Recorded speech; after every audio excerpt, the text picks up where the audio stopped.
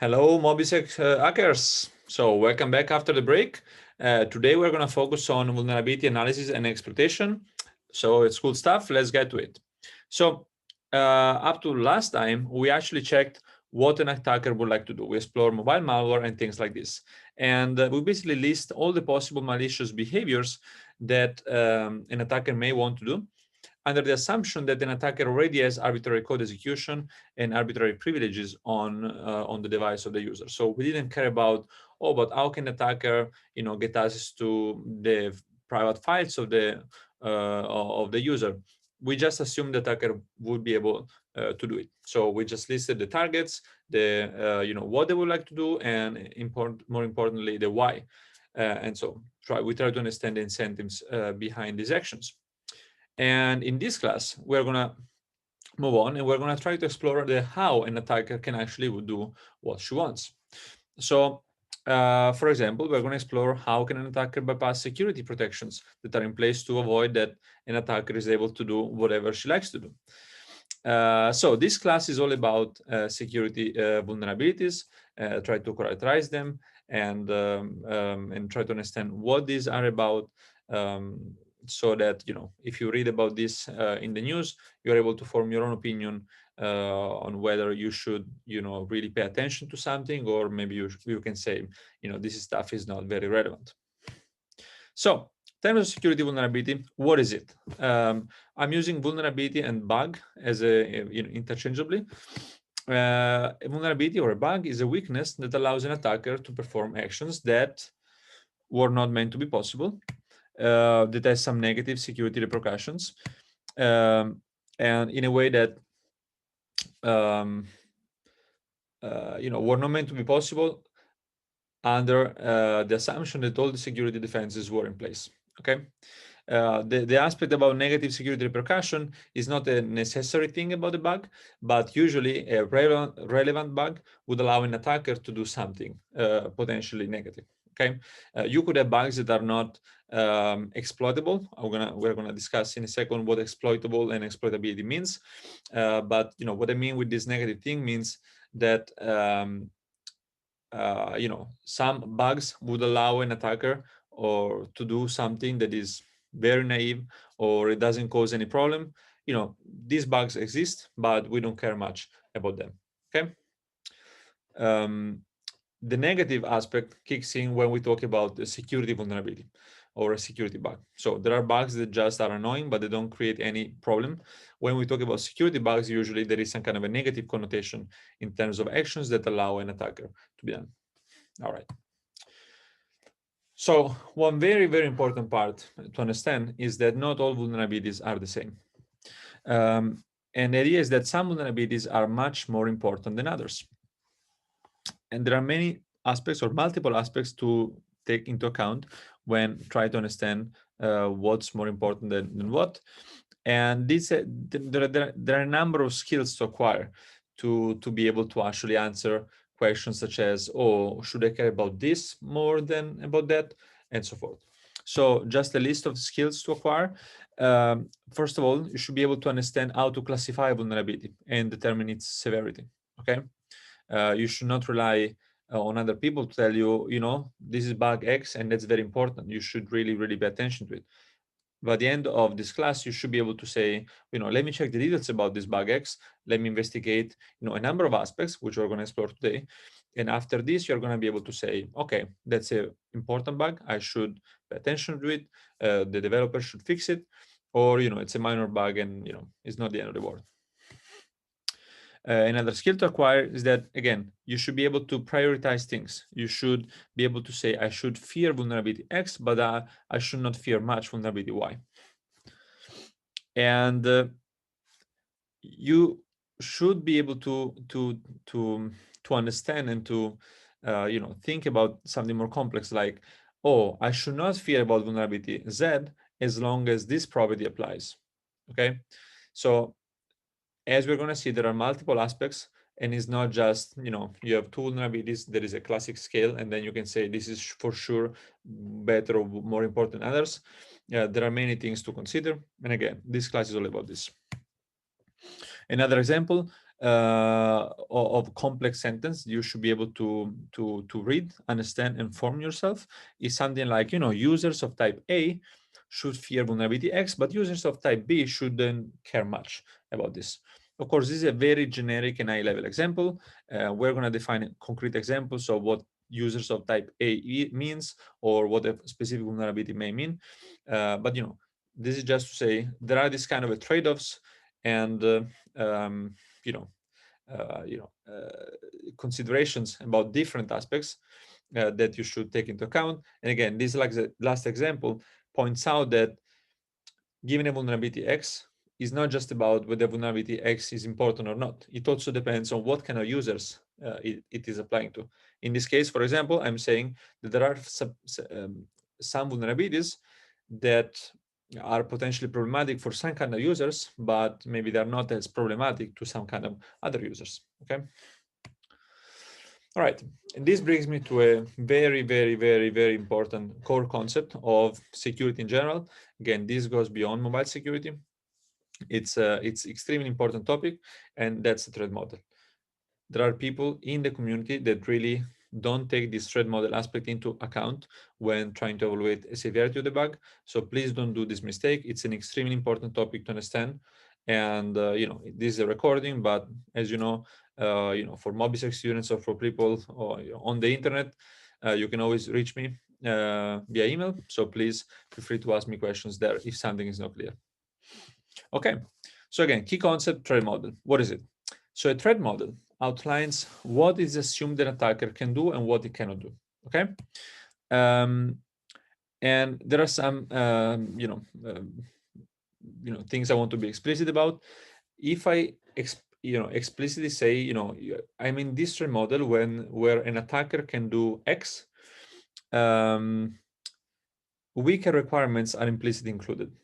I have examples about what this means, but again, from the high-level perspective, if I say the attacker can do X, you can assume that what I mean is not that it can just do X, but it can also do all the things that are simpler than X, or all the things that are implied that an attacker can do X can also do Y, Z, for example. Okay. The other thing is that stronger requirements are implicitly excluded, which means that if I say that the attacker can do X, usually I also mean implicitly that the attacker cannot do YZ, where YZ are something more complicated than X. Example, I could say, I assume an attacker that can install and run a malicious application as root. And if I have this assumption, you can basically assume that the attacker can get all the permissions, because if you can assume an attacker that can run a malicious app as root, well, you should know at this point that many of these permission checks are enforced at the operating system level, and if you get root, you can control that, and you can basically get to the permissions. Now, I'm of course simplifying. There are many things like Linux and things like this. So now, if you get root, doesn't mean you get access to everything, but I hope you get the point. Right? I say an assumption, but this assumption comes with an implication that I can also do simpler things.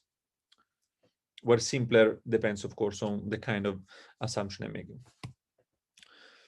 Another assumption, again, going to the stronger requirements are implicitly excluded, is that if I say that an attacker can install and run a malicious app as root, then you can also assume the attacker cannot run code in a trusted execution environment.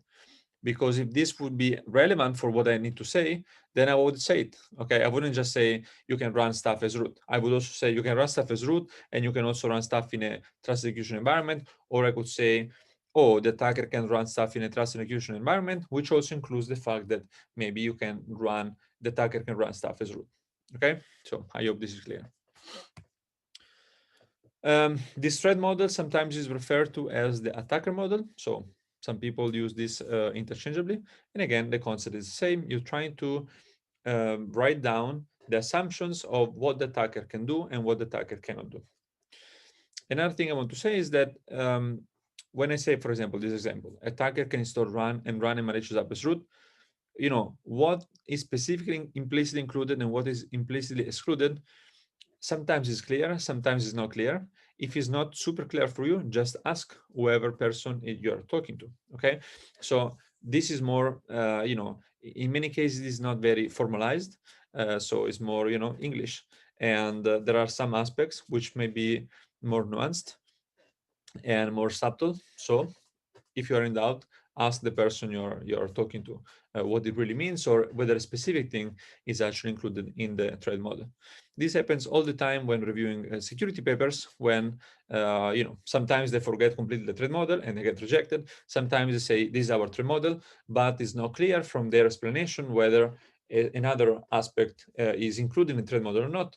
In this case, you basically ask the authors to clarify this so that everything is clear. Okay, so sometimes it's not on and off, and if something is not clear, ask is not strictly formalized most of the times. Cool. All right, so other things. Keeping a thread model in mind is of critical importance when discussing attacks and defense systems. So, two things here. First is the word critical. With the word critical, I mean it's critical, with that I mean that if you do not consider this thread model when discussing, for example, an attack or a defense system, whatever you're saying may lose complete sense. Okay, could be meaningless. And again, I have many examples now showing why I mean this. But again, if you don't really specify your assumptions, whatever you're saying may be completely useless. Okay, so it's very critical. And the second thing is that, this thread model is important for both the attack side, so how we want to, have a bug, we want to attack it and exploit it, and from the defense side, like, yeah, we have a mechanism that tries to defend from different kind of attacks. Okay, and the rest of the slides basically are about trying to convince you that it's critical, trying to have many examples showing that, if I have attack X, but I don't tell you the assumption, this attack X could be super cool or completely, useless. Same for the defense systems. And so the threat model is really the one that is allows you to understand whether the defense system may be very interesting or completely useless. Okay, so let's get to it. So in terms of attacks, one could say, when I describe an attack, I found a new attack, I can say attack X is possible under threat model T. Okay. And again, without knowing T, all attacks could be trivial or impossible. That's what I was trying to say before. Defense system is the same. Again, defense system Y is effective under threat model T. That's how you would say it once you are talking to somebody or you are writing a paper. Okay, and again, without knowing T, the defense system could be safe or completely vulnerable.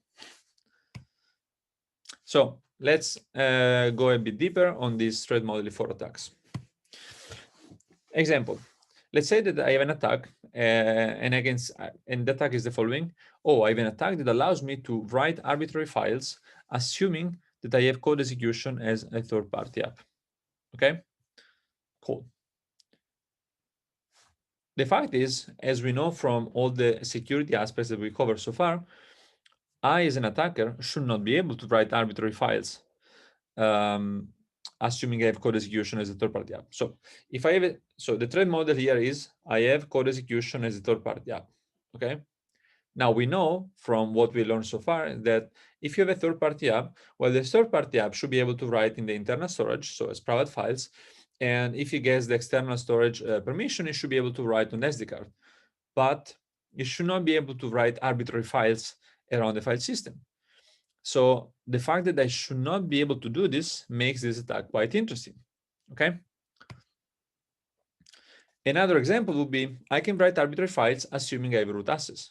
Now, the threat model here is I have root access, which of course is more powerful than I have code execution in a third-party app, but the attack is the same, right? The attack is I can write arbitrary files. In this case, it's different, right? Because if I have root, of course, I can write arbitrary files. Again, maybe, there is a Linux and you're not really allowed to do that, but bear with me, try to get the point of what I'm saying.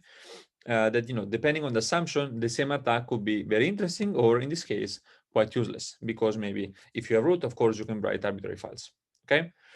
So this to make a point that the same attack can be interesting or useless, and the discriminant here is the assumptions you're making. If you have an attack that allows you to write arbitrary files, assuming only that you have code execution as a third-party app, that's quite interesting. But if you are telling me, yeah, you know, I can write arbitrary files, and you assume that you actually have root access, then who cares? Okay, cool.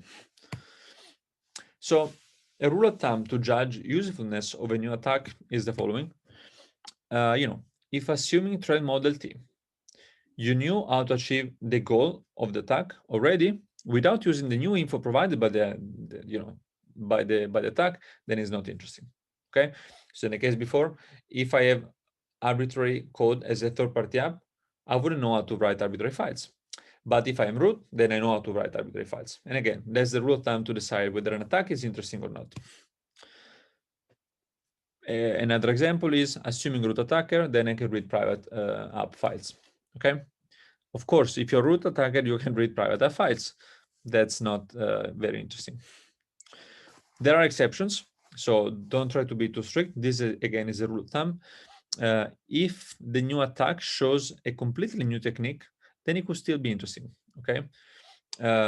Because maybe, you know, there is a known attack X that achieves goal G, and now I have another attack Y that achieves the same goal. Well, you know, it doesn't mean it's useless. If it's completely different technique, then it means that there is value. I mean, I personally would see value, because if a new defense system kicks in that protects from attack X, then maybe an attacker could use attack Y, making this relevant, okay? So again, if you have something that you already knew was possible with a different bug, then it may be interesting. Another situation is whether we knew something was already conceptually possible, but it was practically tricky. So some attacks that you have seen, that you see around, are more on the conceptual side, on the theoretical side, or, you know, they have a number of assumptions. And maybe there are some attacks that go in the same direction, but they are more practical. Or maybe instead of being successful one time out of 100, maybe they're successful all the times. Again, there is a practicality aspect that would make the second attack interesting, even if we knew already how to achieve a specific goal. Again, what I'm trying to say here is that this is a rule of thumb. Don't be too strict. Try to see value in things, but of course, there can be situations where there is no value, and you should be, you know, develop skills and confidence to call this not usable, to not use other terminology. Cool. Okay, so some examples now on this thread modeling for defense systems. One could say something like this. An app sandbox is effective to protect against attacks starting with unprivileged local code execution. Okay, so first of all, let's make sure that the sentence is clear. So usually in these sentences, there is the defense part before we add the attack part and the threat model. In this case, the defense part is the app sandbox. Defense part, I mean the defense mechanism or defense system, okay? So app sandbox, and the goal of this app sandbox is to protect against attacks starting, and that's where we are in the threat model, unprivileged local code execution. So our threat model is assuming an attacker that has unprivileged local code execution. Usually this is a synonym for code execution as a third-party app.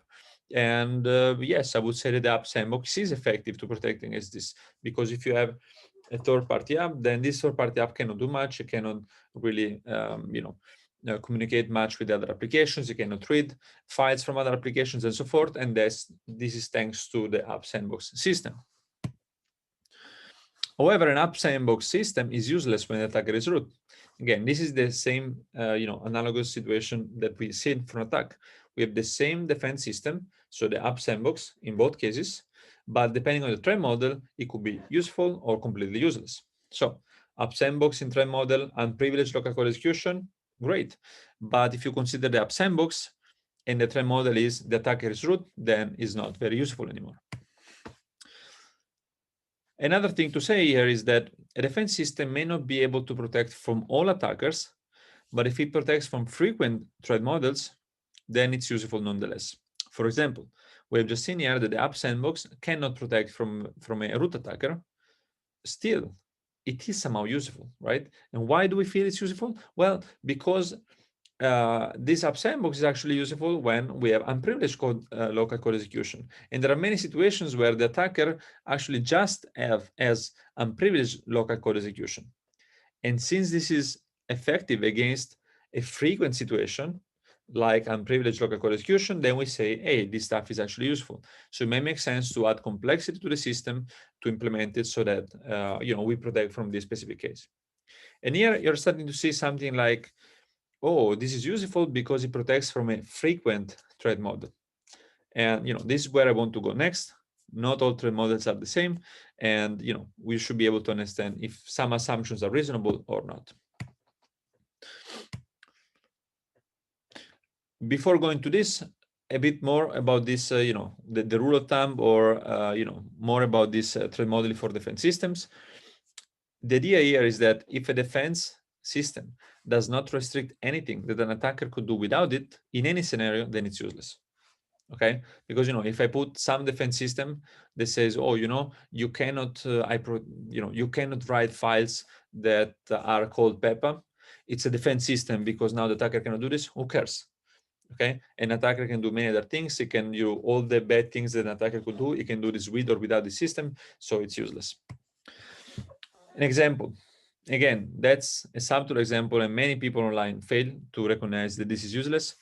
So consider this example: encrypting private app files with a key stored within the app.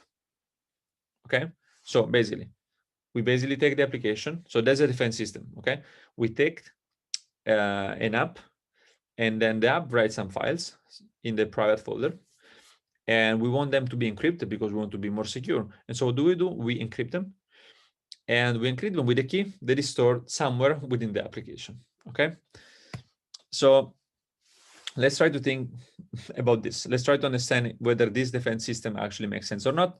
Well, consider this. If an attacker has access to encrypted private files, she can get the key, right? So if an attacker is able to already see the private app files, it means somehow has code execution within the application. And if you can get encrypted private files, for sure you can read the app, and which means the defense is useless, because if the attacker can get the encrypted files and the key, then the attacker wins. In the other situation, if an attacker does not have access to encrypted files, then the attacker would not have access to unencrypted files as well. So the fact that these files are encrypted actually is a bit meaningless. And again, in this case, the defense doesn't contribute anything useful, and that's we say defense is useless. Now, again, this is a simplification, because it could be that in some specific threat models where you don't want to have, content or private files to see that, to be stored in clear text on your drive, then this would add a little bit of protection, because the files will never be stored encrypted. But we know at this point that all modern devices actually have full disk encryption already. So whenever you write the file is actually encrypted. So the file, even if you don't add this encryption layer, the file is never written on your hard drive in clear anyways. And that's why I'm saying that this defense is probably useless. Okay, so what I'm trying to convey here is that given a defense system or an attack, you should be able to start reasoning about, okay, let's try to understand whether something is useful or not. You try to enumerate all possible scenarios, and if the answer is, oh, this is useless in all possible scenarios, then probably the defense system is quite useless. This is not always true, and that's where this is not like a theorem. This is more a rule of thumb. Okay, you need to apply common sense and other principles. One of these principles is defense in depth. There could be defense systems that apply the same or an overlapping set of defense mechanisms, but it doesn't mean that they are completely useless. For example, app sandboxing and Linux policies sometimes enforce similar security boundaries, but they're still useful. Why? Well, because they're different mechanisms implemented in different ways, in different techniques, and it's less likely to find a bug affecting both. So that's the core principle behind defense in depth.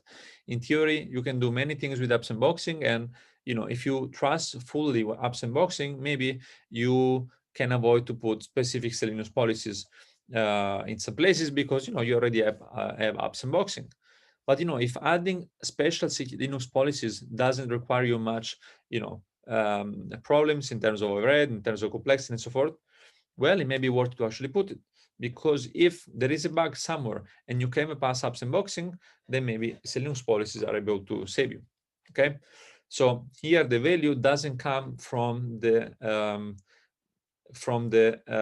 they are implementing different things, because maybe one part of the goal of these two different systems is the same, but the value comes from the fact that these are implemented in two different situations.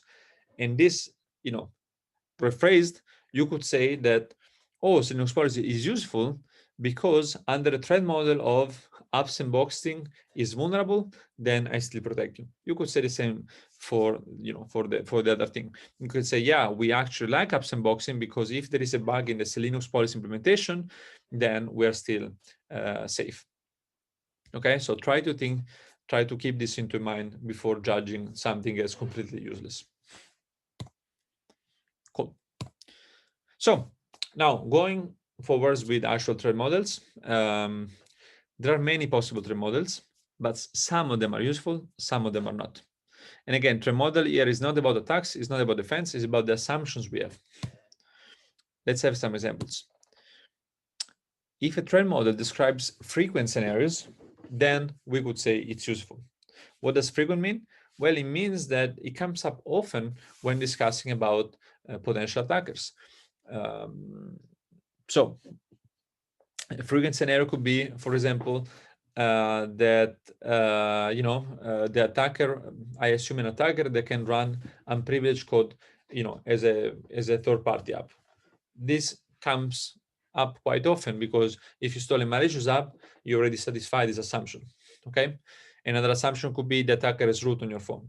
It's less frequent, but of course it kind of makes sense. But these are kind of frequent scenarios, and I have a big list of them in the following slides, and we would call them, this would be useful, let's say. There are other scenarios that you could imagine, but they are very irrelevant. For example, you could say my attack works if I have root on device and the usernames must be PEP. It's extremely rare scenario because you'll be able to attack only users whose name is PEP, which, if this user actually exists, they're probably clueless people anyway, so why should we attack them? You see the point, right? These are extremely specific conditions to satisfy. And if you have an attack that works only in this specific condition, then it's less valuable when compared with an attack that works in more frequent scenarios. Another thing is, another example is, my threat model assumes an attacker who can arbitrarily modify the hardware of the device.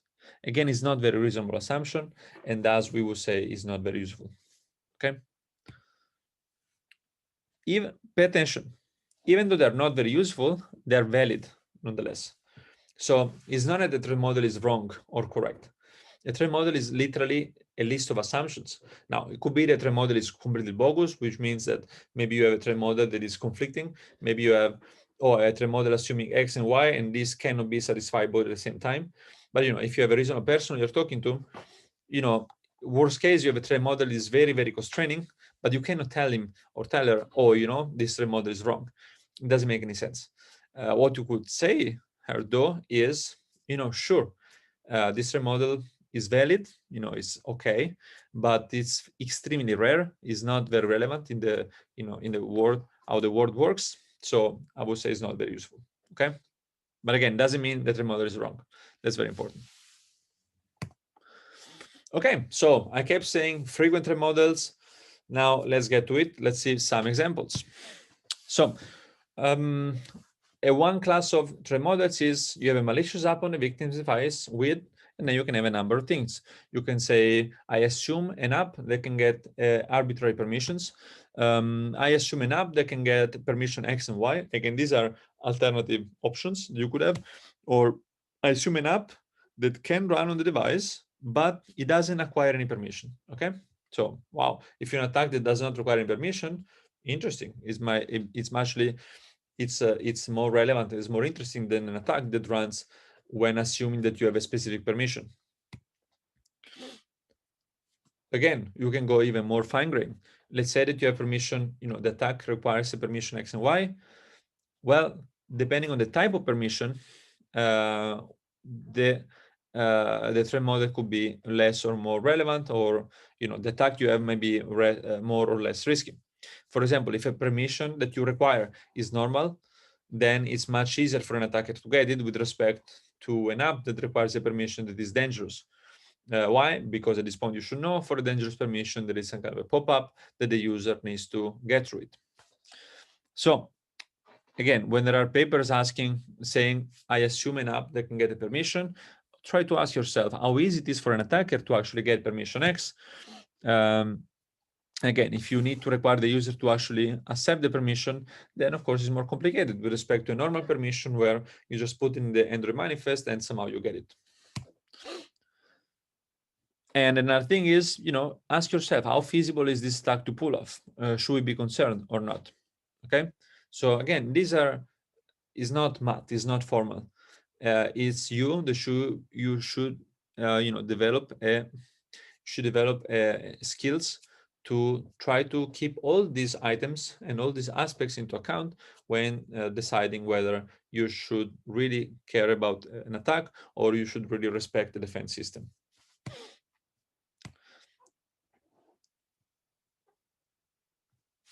Again, what I said before is that sometimes when you assume a fact X also implies additional basic facts Y and Z. That's what I meant before when I said that if I tell you about the threat model, usually I also implicitly include in this threat model things that are derived for what I just assumed. Example, if you have an app with 0 permissions, you can also assume that the app can actually display arbitrary content. Why do we say this? Well, because we know you can do this. If you have an app running on the system, you can just pop up and you have the control of the screen. You cannot control the status bar, you cannot control the navigation bar, but you can control whatever else is displayed. You can also know that you can send indents to other apps. You also know that you can launch root exploits or attempt to launch root exploits. Okay, so you can run native code and so forth. So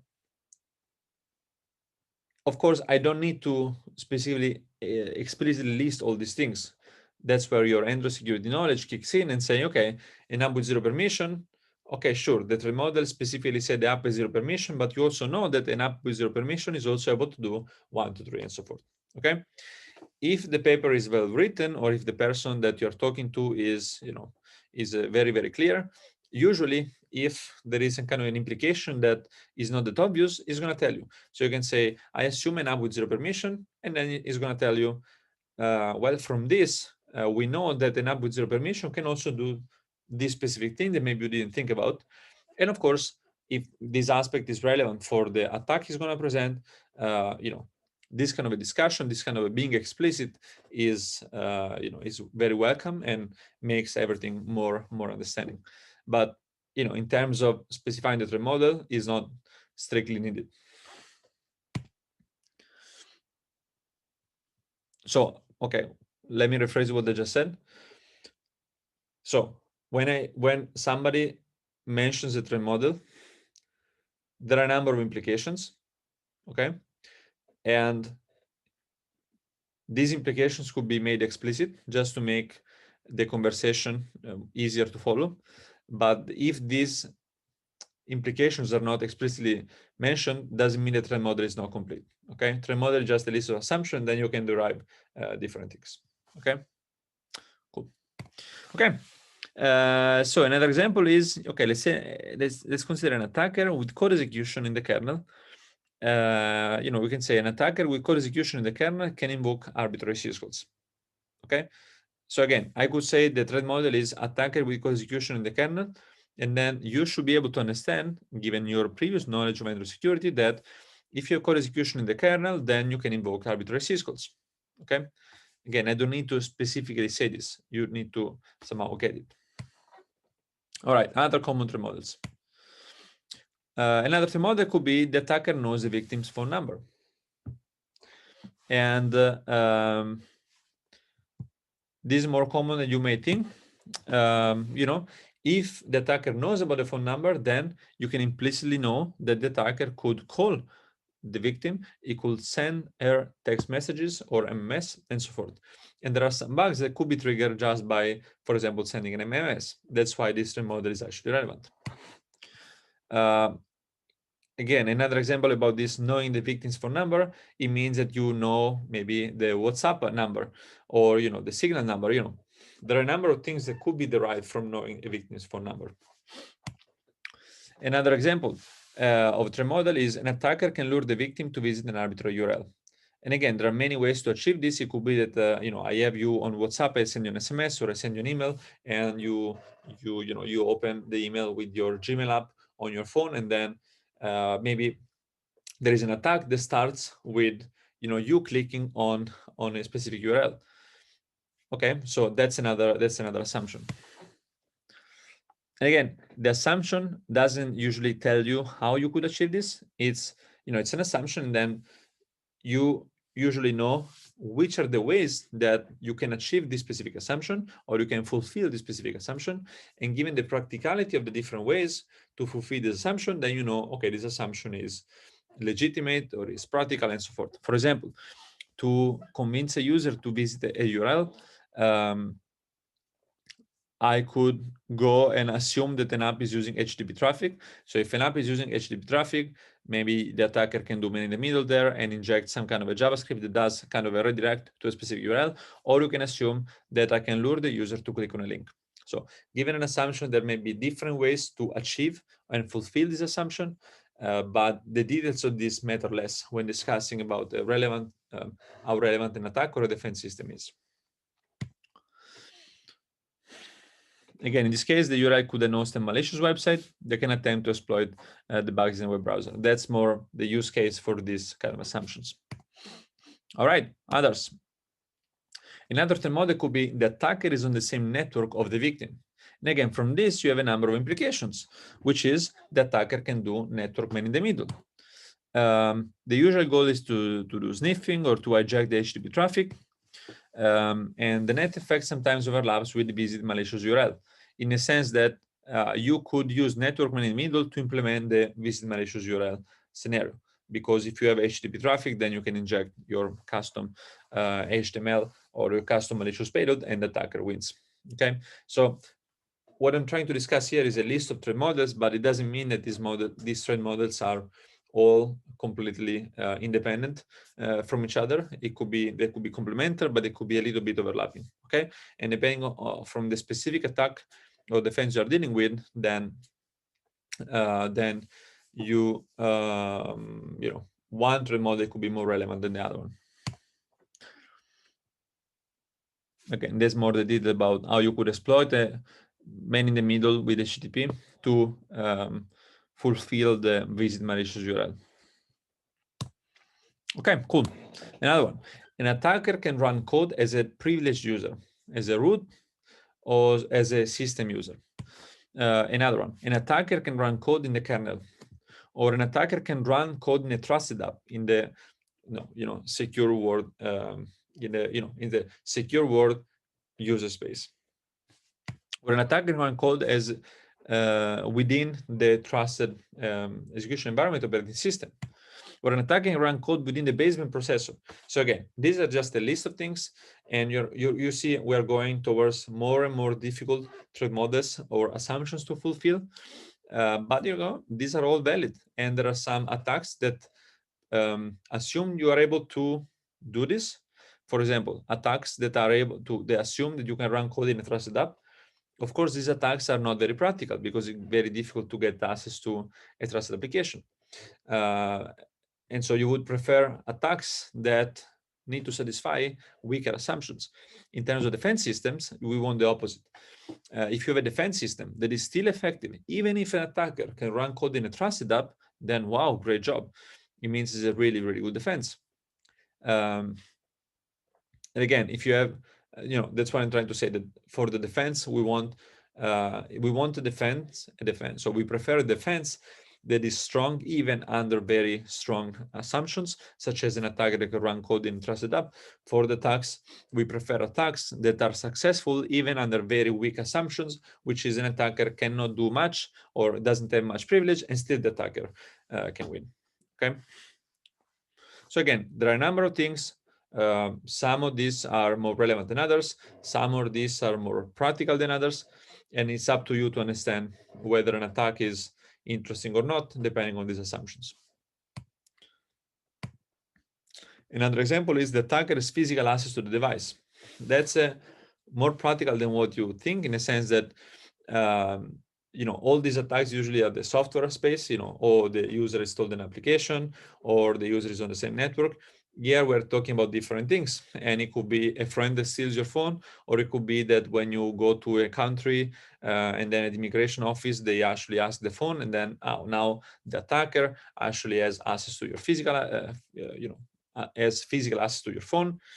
It could be that they steal it. There are a number of different scenarios in which this assumption could be fulfilled.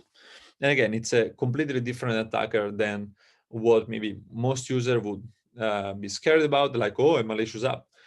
Some kind of victims or potential victims don't care about the malicious app because they will never install weird applications, but they care a lot about the physical security of their phone, because maybe in some context, there is some kind of target attack and they want to steal the phone, and they don't want that if police gets the phone, they can read all the messages. Okay, so this is different in type of this threat model with respect to what we discussed so far, which was about your software that can run at different privileges, but this is still very relevant. Okay. Again, given a threat model, there are a bunch of implications. Let's see the implication for this physical access. Well, implication is that she can play with the lock screen. Okay, so if the phone is locked, the attacker can actually try to fuzz all the possible pins and so forth. He can try to play with the fingerprint. She can plug a USB cable. She can initiate NFC transactions. She can attempt to tamper with the hardware and so forth. Okay. There is also, was a she can tamper with hardware security modules. No, she cannot do this, in a sense that, and that's where the power of threat modeling and the power of defense kicks in. There are some new modules, hardware modules in modern versions of modern phones, which are called hardware security modules, that are supposed to resist also physical attackers. Okay, so again, that's where these guys they develop hardware security modules with a defense mindset, in a way to be resilient even against physical access, which is great, which makes this a very good defense. Again, now we are able to say, these hardware security modules are great. And how do we say this? Well, we can say this because these hardware security modules are resilient against a very powerful attacker, or a very common, let's say, attacker for specific users. So that's great. That's very interesting, and that's why we like it. All right. So what we have so far was basically a list, somehow structured, but not really. But there are some kind of three main classes under which these three models I discussed so far somehow fit. The first one is remote attacker. A remote attacker are these attackers that can lure victim to visit the web page, or reading emails, or receive SMS. Okay. So an attacker could send a message to WhatsApp, Messenger, and so forth. And again, it's an attacker that is not physically nearly located as where the user is, and it does not require any pre-existing access to the phone, like it does not require a malicious app installed on the phone. Okay, so the idea is that it's a remote attacker, like from his home, wherever he is, then he can run the attack by just sending you a malicious web page and so forth. Okay. The second category, let's say, is a proximal attacker, where basically it's an attacker that is physically nearby the victim. It could be, in the same Wi-Fi network, and or an attacker that can send malformed Wi-Fi or Bluetooth packets. The third category is local attacker, where basically it's an attacker that can run code on the victim's device, usually via an installed application. Okay. Many people consider a physical access to the device as a local attacker. Kind of makes sense. But again, these are just terms, and then there is no full agreement on all of this, because, for example, proximal attacker, you have a person, an attacker on the same Wi-Fi network. Under some threat models, this attack in the same Wi-Fi network, it's a network attack, which is usually under the remote attacker. Okay, so these are not, again, this is not super formalized. These are more common categories that you see around, and common characterizations or common grouping of different models. These are specifically taken from the Android security web pages. That's why I'm reporting them here, and just also to expose you to different ways of clustering these models. But again, that's not the only one. So don't try to obsess about, same Wi-Fi network, but I could access it by sending an SMS. Don't care too much about this. Just try to get the reasoning behind this. And again, these are just terms. If there is a situation where you're talking to somebody or you're reading a paper and you don't fully understand how this term is used and you don't fully understand what it means, you should ask a question, or you should ask the author to clarify this. Or if the paper is published already, send him an email. Okay? Cool. All right. So we talked a lot about threat model, and now we go to another very, very, very important point, which is attack surface. Again, this is a topic that is relevant, not only mobile security, is relevant across any system security class in any possible topic. So eyes out, let's see what it is. The threat model determines the attack surface. So what is the attack surface? The attack surface is the sum of, okay, I copied this from Wikipedia. The attack surface is the sum of the different points, the attack vectors, where an authorized user, the attacker, can try to enter data to or extract data from an environment. So rephrasing it a bit, the attack surface is somehow the list of points where an attacker can try to get in. For an Android application, for example, it could be the activities that are exported, because that's where the app can actually interact with. An external app could actually try to interact with. Or for example, if an app is processing data from the internet, then this kind of access to the internet could be considered as a part of the attack surface. Okay, so the attack surface is somehow the sum of all the possible ways an attacker can somehow get in and interact with your code base, the code base of the app that is under attack. And each of these way of communicating or accessing or interacting with the target code base is called an attack vector. Okay, so attack surface is some of all the attack vector. And I said that threat model determines the attack surface because at this point you should be able to understand. You should be able to understand already why I said this. And the idea being here is that if I have a malicious app installed on the phone, then this malicious app installed on the phone has access to a number of attack vectors, like sending an intent to an activity. So this sending activity, an intent to an activity of the target app, is an attack vector, which is part of an attack surface.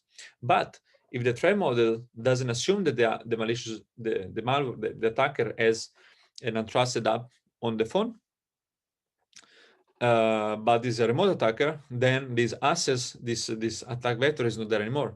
A remote attacker doesn't have direct access to sending an intent to an application. Okay, so that's why given a threat model, then you can figure out what's the attack surface. Wow, that's a great example. That's the one I just made. Okay, so remote attacker cannot use the send intent vector, while a local attacker can. Okay. So now we're moving on is why do attackers like vulnerabilities? Again, this is from a conceptual point of view.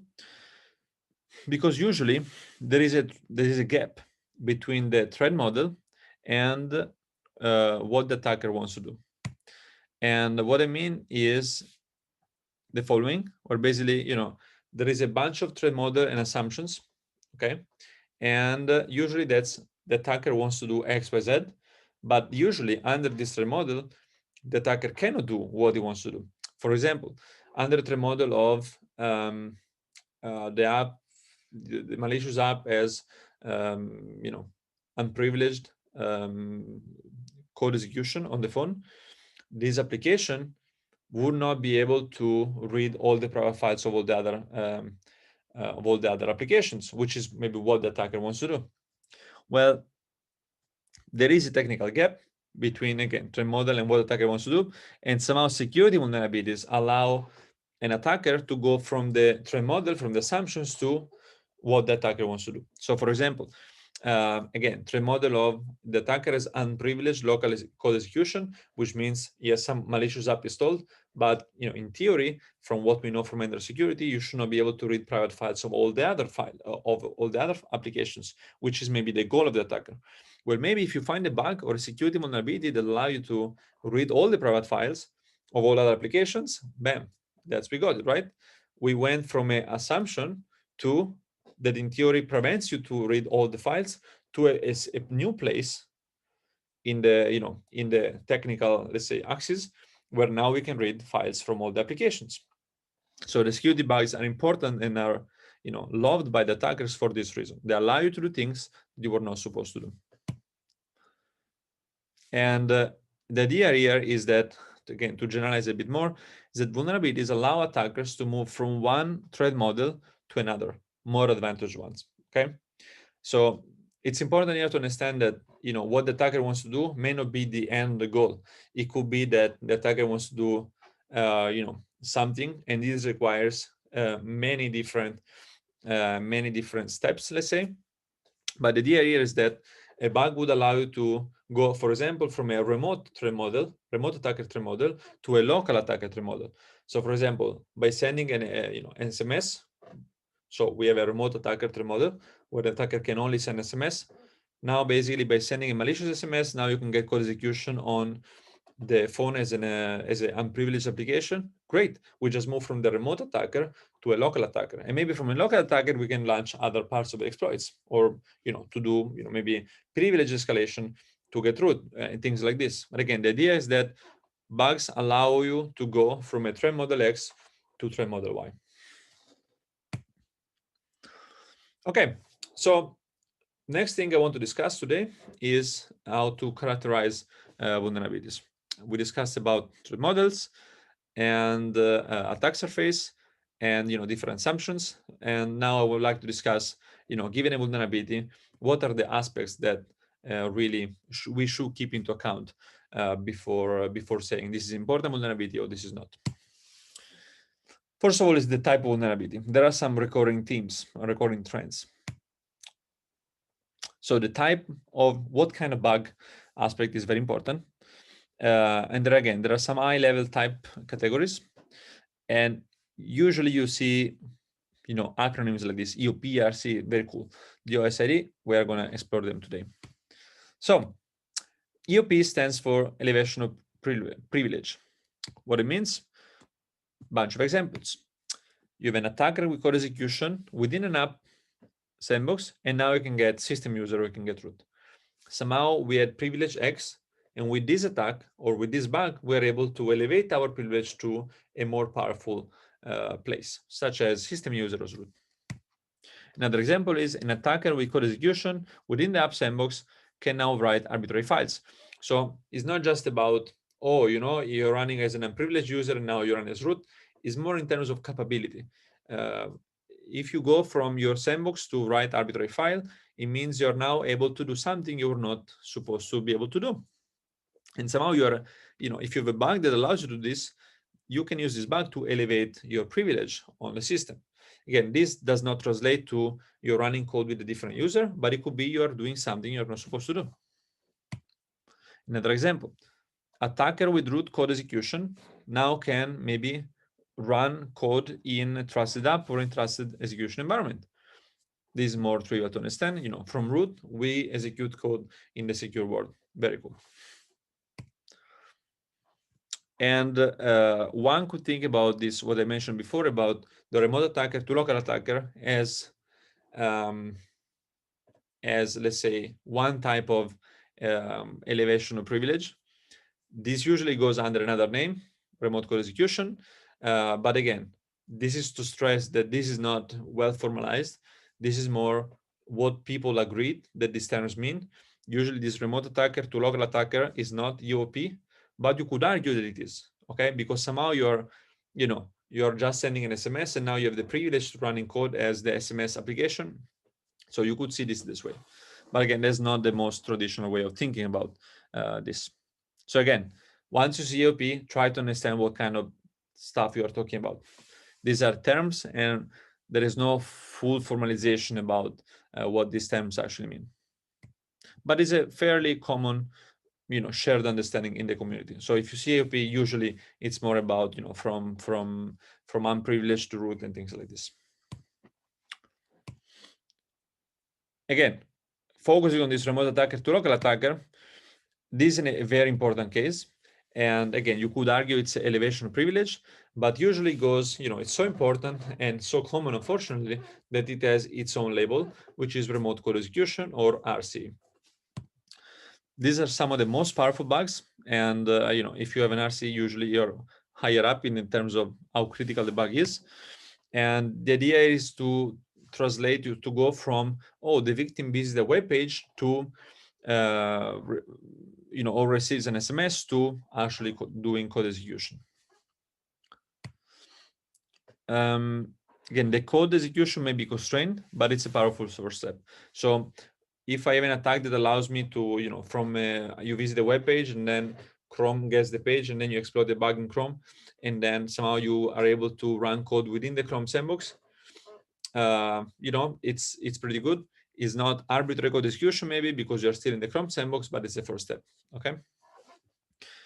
And again, usually RC doesn't tell you all these details. It's where you should step in and say, okay, code execution, but you get remote code execution, but what does it really mean? How much how much constraint, how many constraints I have when running this code, and so forth.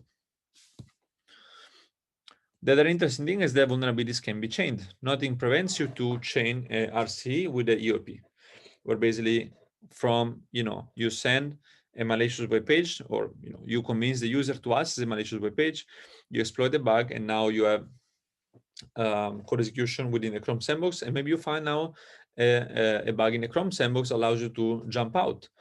And that's another bug. And that's what we mean with chaining vulnerabilities together. You use vulnerability one to go from just the link to code execution in the sandbox, and then use another bug to go from the sandbox to outside the sandbox, and then you can use other bugs to, get root on the machine. Another type is ID, or information disclosure. This is about affecting the confidentiality aspect. It's a vulnerability that allows victims' information to be stolen. Again, this is very high-level thing. Examples could be file content or memory content. It could be seen as a particular case of elevation of privilege, in the sense that you are able to access a file content and you were not supposed to be able to access the file content. But for this kind of bugs where the net effect is that you are leaking information or reading things, then usually they will go under the information disclosure category. And usually, they are depending on the scenario, usually they are in the, let's say, least risky bugs within the umbrella of elevation of privilege, okay? Because you are just reading things and not actually, getting root, which also implies reading and other stuff. Of course, this doesn't mean that these bugs are not bad. Depending on what kind of stuff you are leaking, the bugs could be very, very bad.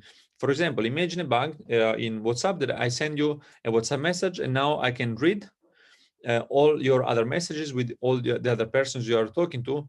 That's, of course, an extremely critical bug, but it's just an information disclosure bug, okay? So depending on the kind of bug and what you can do and so forth, then the severity is set. But please don't do this mistake of saying this information disclosure for sure is less critical of elevation of privilege, okay? Usually it is, in a sense that if you have elevation of privilege, usually means that I send you a WhatsApp message and maybe I have arbitrary code execution in WhatsApp, which also implies the information disclosure. What I'm trying to say here is that information disclosure doesn't mean it is not severe. It could be extremely severe, okay? And it could be that there are some elevation of privilege which are not, which somehow help you elevate your privilege, but not as much to read all files on the file system, and maybe reading all files on the file system could be much, much worse than an attacker elevating its own privilege. Okay, cool. Another type, I think is the last one, is DOS. It stands for denial of service, and it affects the availability aspect. These kind of vulnerabilities allow an attacker to make the device or parts of it inoperative. And there are a number of examples. For example, you can have vulns that allow an attacker to crash a privileged component. That's considered DOS, or force reboot the device, or brick the device. With brick the device, usually we mean a situation where there is no way to fix the device, if not, to send it to the manufacturer and open for a new one. Okay. On this DOS, I have more, systematic characterization. There are different degrees of denial of this service. It could be a completely permanent DOS, what I called before bricked, or it could be the device requires refreshing the operating system, or it could be the device requires a factory reset, which is more practical, let's say, that refreshing the OS, or it could be the device hangs or reboots, maybe because there is a bad application. But in this case, you don't need to factory reset your phone. You can just boot in safe mode, which means that the phone starts, but the third-party app are not started. And maybe if you identify the application is bad, you can go there and force stop it or delete it. Or you can have something like that the privilege app hangs or a reboot is forced. Again, this is less serious than than a bug that allows you that force you to factory reset your phone, or the least problematic cases where you manage to DOS an unprivileged app and you're forced to you push this unprivileged app to reboot. Of course, depending on the context, this availability aspect could be more or less important. In general, for normal people, it's commonly it's less severe than others. But again, try to keep an open mind. Try to not do the mistake of saying, oh, the OS is for sure less severe than RC. It depends. Maybe you have an RC bug that allows you to, again, you need to convince a user to go to some specific malicious web page, and then maybe you can get access to the Chrome sandbox, but you don't get out of it. But maybe you have a bug that allows you to brick all phones by just going around and trying to send Bluetooth packets around all nearby phones. Can you imagine something like this? You go to any place where there are many people, and then by just going around, you're going to brick all the phones, and then these phones are, you need to throw them away. You need to send them. This could be a crazy bad problem for Google or for Apple, right?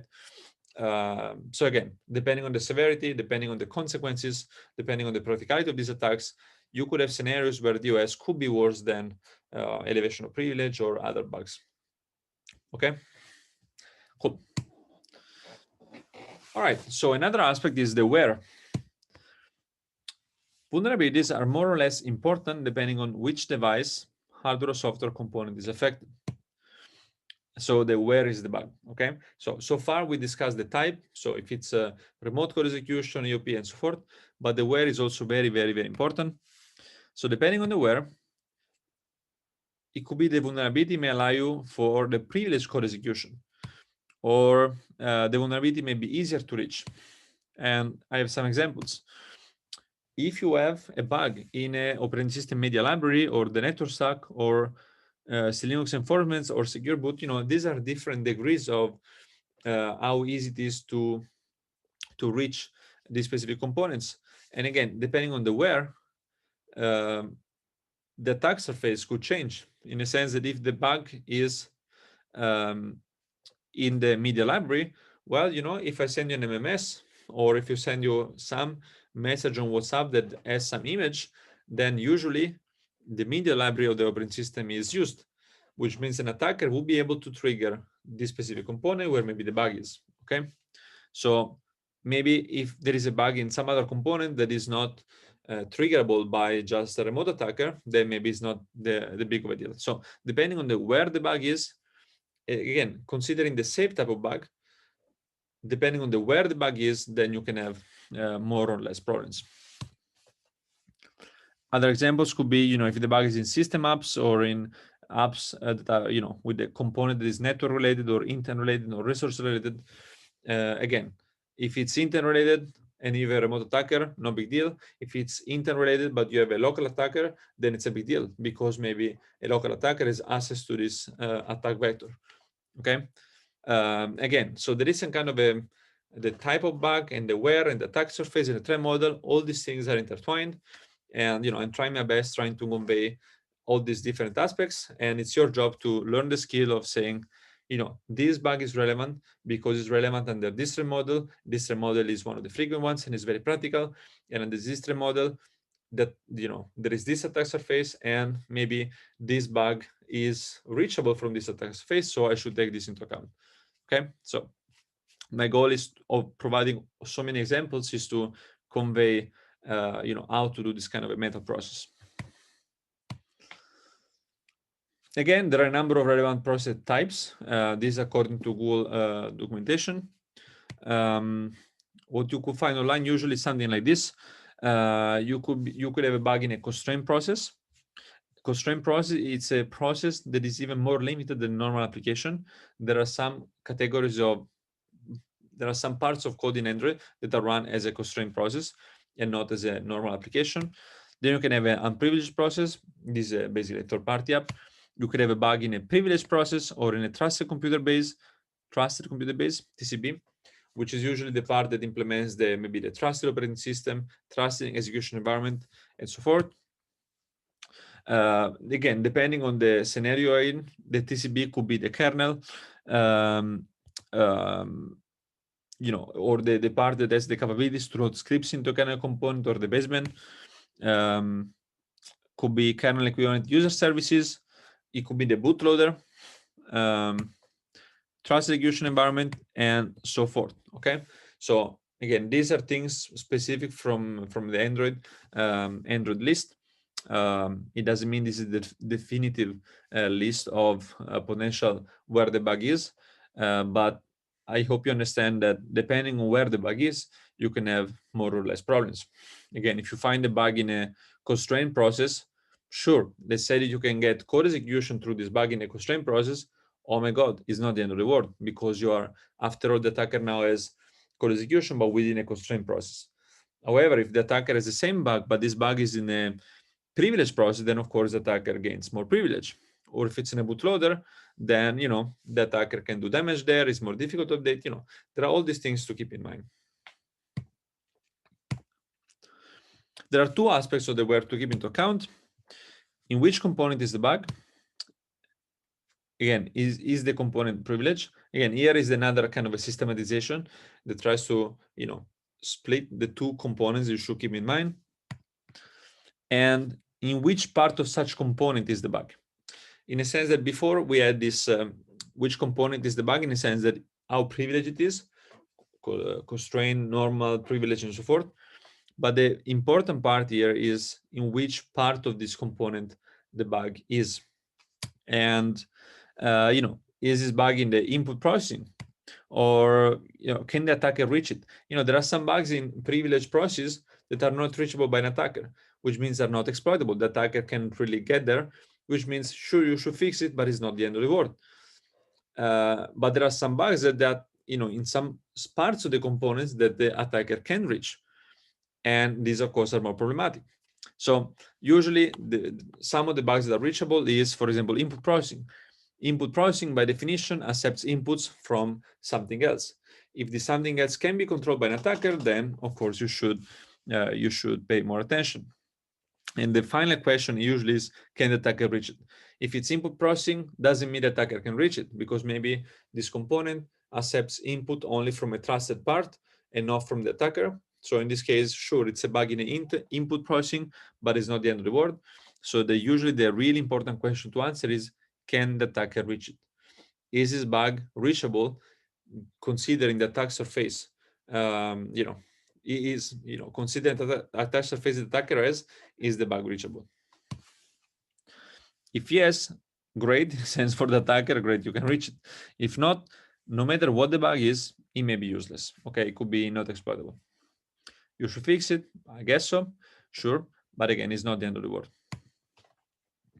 Usually you should fix it because, you know, now it's not part of the attack surface, or maybe you are not, you know, you are not able to understand how this could be part of the attack surface, but maybe in the future an attacker can find another bug that moves this attacker to another threat model, and from this threat model maybe you can, you know, exploit this input processing bug, which was not accessible before.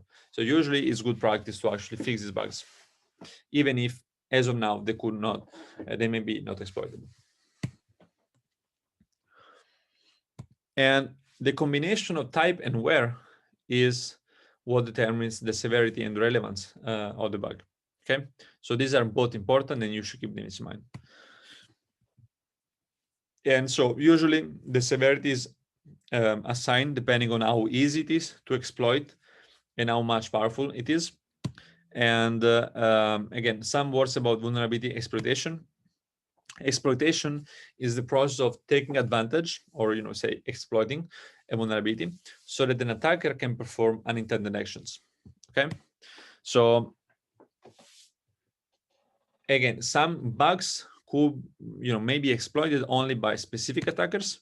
For example, a vulnerability to abuse a permission may be relevant for a local attacker, but, you know, for a remote attacker, they probably don't care, because the way that remote attackers operate does not really pass through, oh, you know, I need a specific permission. Instead, for a local attacker, having a bug to abuse that permission system may be good to elevate privilege. And threat model, which is what we discussed for the first, you know, it felt like 3 hours, is what tells us which types of attackers can exploit which vulnerabilities. Okay, threat model, again, it's the list of assumptions. Given this list of assumptions, this informs us on what kind of stuff the attacker can see, what kind of bugs the attacker can access, and thus what kind of bugs the attacker could be able to exploit. And again, all these things that I've discussed so far somehow determine the vulnerability severity. Severity, usually, conceptually, you could see it as a ease of exploitation, where ease is not just the technical, oh, you know, but this buffer overflow, but there are security kind of reasons. No, there's not this. It's also this, but usually ease of exploitation is how easy it is to satisfy the assumptions of the threat model. For example, satisfying the assumptions of a remote attacker is much easier than satisfying the assumption of a local attacker, where you need to convince the user to install an application. You take this ease of exploitation and somehow you multiply it again. This is not a formula, this is more conceptually. You multiply by the damage. So the more the damage it is, the more severe it is, the more the easier it is, the more severe it is. Again, so these are two different things. You could be very practical bugs that don't do much damage, but are bad because they're very practical. They could be exploited maybe on millions of devices without interaction, very bad. But you could have attacks that are very tricky to pull off, but they're extremely dangerous. And so they're also severe. Again, ease of exploitation is which types of attackers can exploit the vuln and which threat models are relevant for this vulnerability. And again, each threat model could be associated with how easy it is to satisfy the assumptions behind this threat model. And again, how easy it is to satisfy the requirements for the exploitation. Again, in general, you know, try to understand the meaning of these threat models and try to think physically or practically. Well, to satisfy the requirements of a remote attacker is much easier than to satisfy the requirement of a local attacker. And again, this is when threat modeling becomes useful. It allows you to discuss with people about, you know, this should be considered more seriously than this, because, you know, this is relevant for this kind of assumptions, and these assumptions are easier to satisfy, and so forth. Also, very important, the damage of vulnerability also depends on the type of the victim. That's extremely important. If you have a bug that is able to steal emails, if I'm the victim, nobody cares. Like if you have a bug to steal all my personal emails, really nobody would care, okay? But if you have the same bug and you try to use it against an activist or a journalist, this could potentially be life-threatening, okay? So again, here is the scenario where we have the same bug and two different users or two different victims. There is a lot of difference in terms of impact or against two different victims. Okay, so try to keep this in mind. Some of these bugs are much more painful for a specific target than others. Okay, so please avoid to say, oh, this bug is not very relevant because I don't care. There are many bugs that I personally don't care, but they really could be life-threatening for somebody else. Okay. All right. So in terms of severity, there is some kind of a convention, and for Android, Google assigns a severity score for each bug that you report. This severity is usually this form, so low, moderate, high, and critical. The score is assigned depending on the combination of type of bug, what the attacker can achieve, which component is affected, under which condition, and so forth. And which is exactly what we discussed so far. And this score determines how Google prioritizes its fix and deployment of the patch. So there are many different possibilities. So conceptually, severity can be assigned to each combination of relevant aspect. There is a full list at this link. Again, what I mean with this is that, these are 4 categories, and there are many types of bugs, there are many potential components, there are many attack surfaces, there are many different things, and there are many things that, there are many things that may make a bug still present but more difficult to exploit due to some security mechanisms and so forth. So there are many possible combinations between this, and basically Android security team enumerated many of this, and then if there is a specific case that is not there, they try to find the most similar, and from this they try to estimate the severity, or they try to define the severity. And there are also more generic alternatives. One is this CCVS, Common Vulnerability Scoring System. Check it out. The link is on Wikipedia. It's a numeric score from 0 to 10. Usually it's sometimes indicative, where basically higher number means worse bugs, but sometimes it's completely bogus in the sense that you have very, very serious bugs that have a, some kind of a mild score, and then you have not so useful bugs that have a score of 9. Okay, so as all metrics, they provide some information, but you should really keep in mind of what they actually mean and how they're actually computed. And it's a very difficult thing to compress all this information that I discussed so far, and compress all these different, where is the bug, what kind of bug, what threat model, what kind of victim we're talking about, and so forth, and compress it in one number from 0 to 10. It is what it is. Sometimes you see these numbers being used for bugs, but again, try to use your own skills and mind to understand, okay, this bug is very relevant because of this. If you go around and try to argue, oh, my bug is more important than yours because I have 9.6 and you have 9.5, then you didn't understand anything. Okay, so don't do this. Cool. Again, if you check the link from Wikipedia, it's clear that they have a bunch of metrics and they mix them together. It's a best effort approach. Again, it is what it is. These are some of the metrics that they try to use, access vector, attack complexity, authentication, impact, blah, blah, blah. Fascinating read. Cool. I mentioned before that bugs could be chained. Again, it means that it's not that an attacker is forced to use only one bug at a time. You can have a number of them and use them in combination. And example of the chain, you could have an RC bug to go from a remote attacker to code execution within an unprivileged application, and then from this one you can use a evaluation of privilege attack to go from to reach the kernel and achieve root code execution.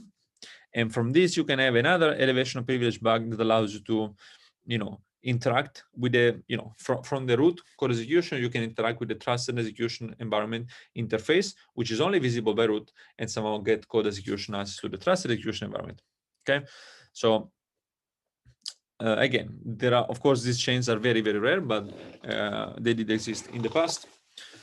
There was this nice blog post from from some researchers that basically chained 11 bugs across 6 different applications to build the entire exploit chain. So it was quite interesting to read. Again, this is how the real world looks like, so check it out.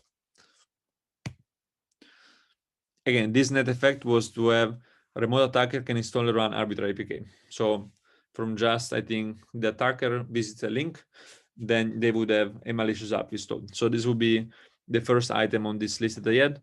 So RC bug to go from remote attacker to code execution in an unprivileged app, which again, depending on the context, would be already bad. Another thing is about tracking these vulnerabilities. There are thousands of bugs discovered every year, and it's important to track them in some convenient way, to address them. And we need the community needed some way to reference specific bugs when discussing about their details, and so that you could basically are able to describe which vulnerability are fixed in a security update. And basically we need names. Okay.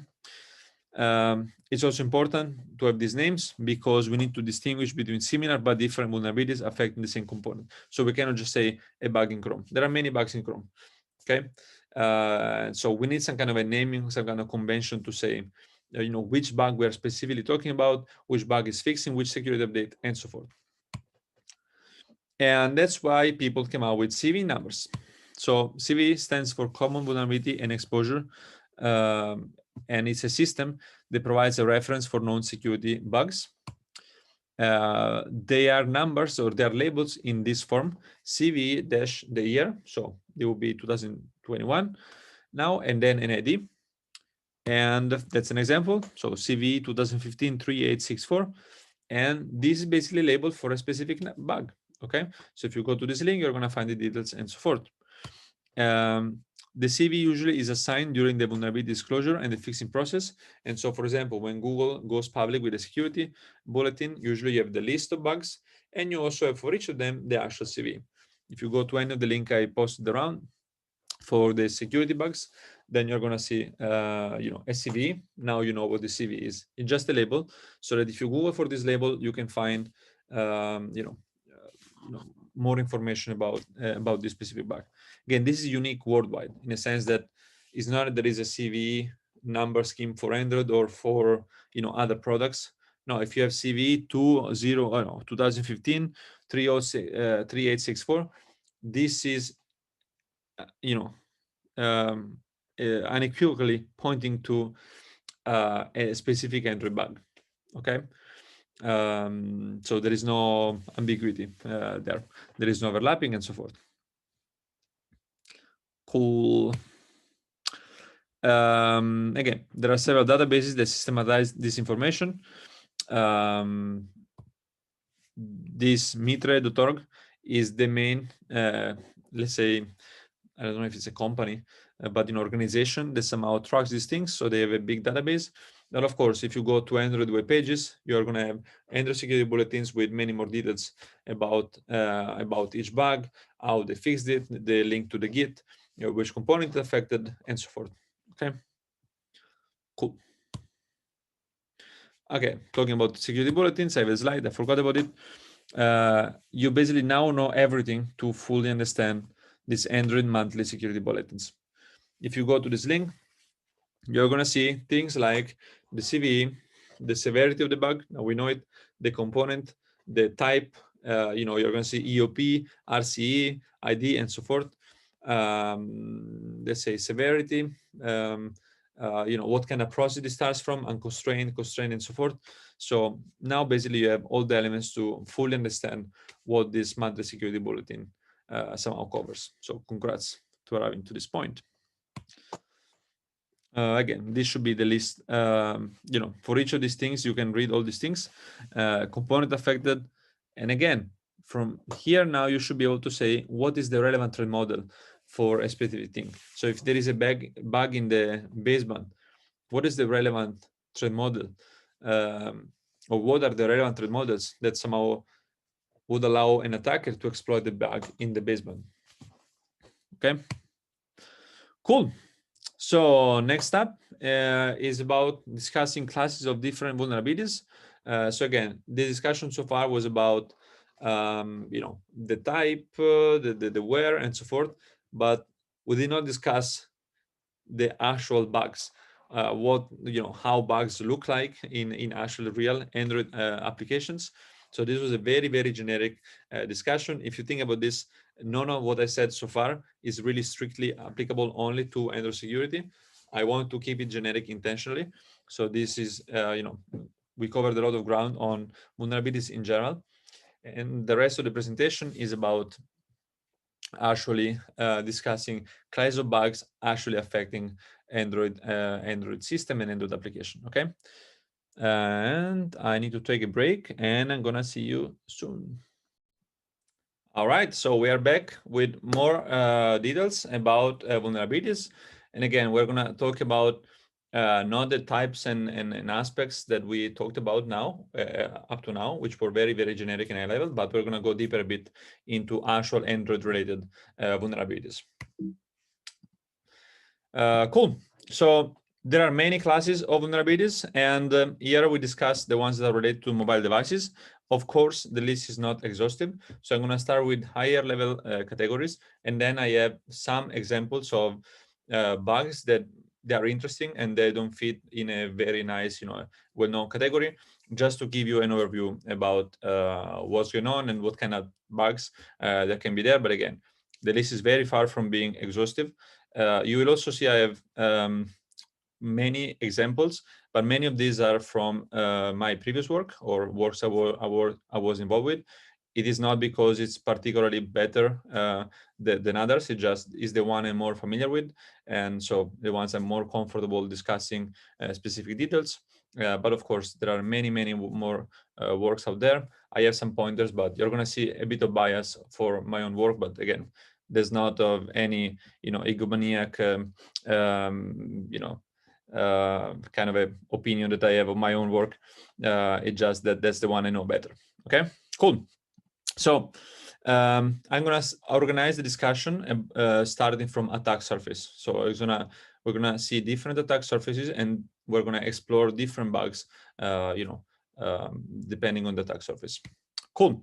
So first of all, let's try to enumerate the attack surface. What does attack surface enumeration mean? Again, this is a generic topic. It's not about mobile security.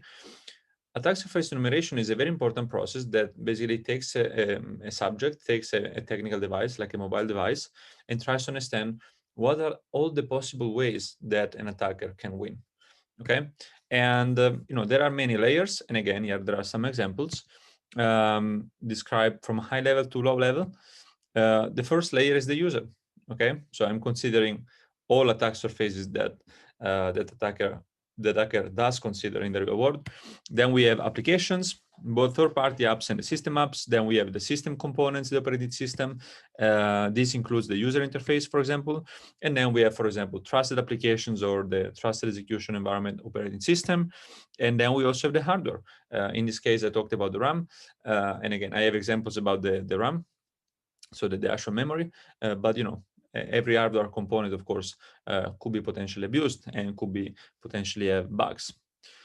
Okay, so starting from the user, the main attack vector against the user usually is social engineering. What does it mean?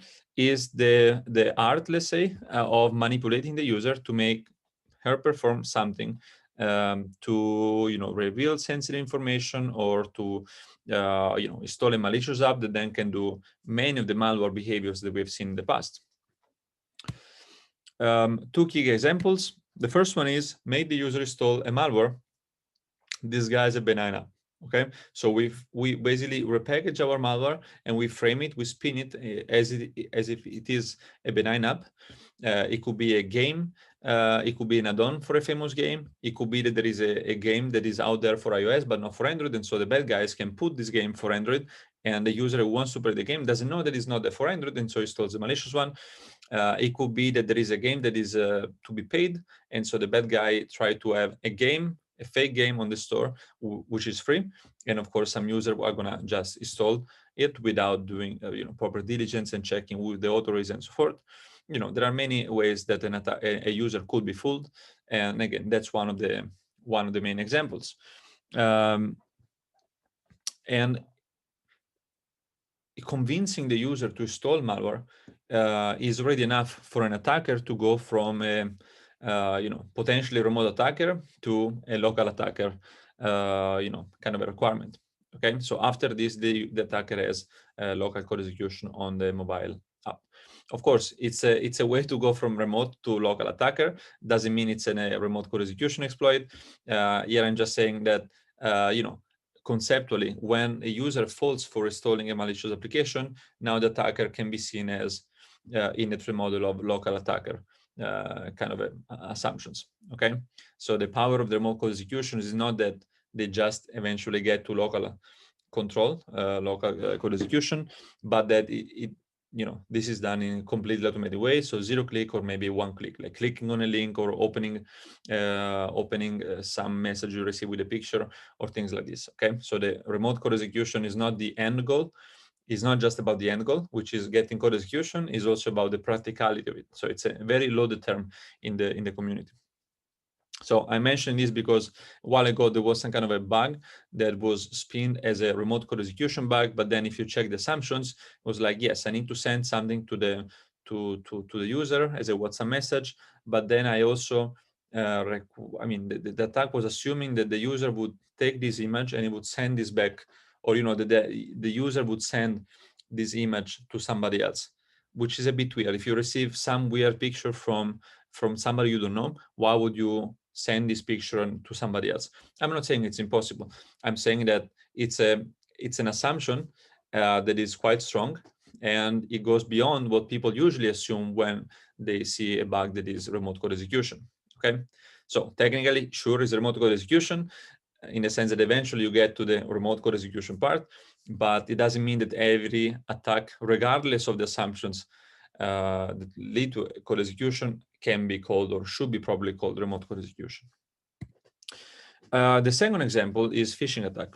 And this involves luring the victim to insert their credentials or credit card numbers or any sensitive information into an app or a website that seems legitimate.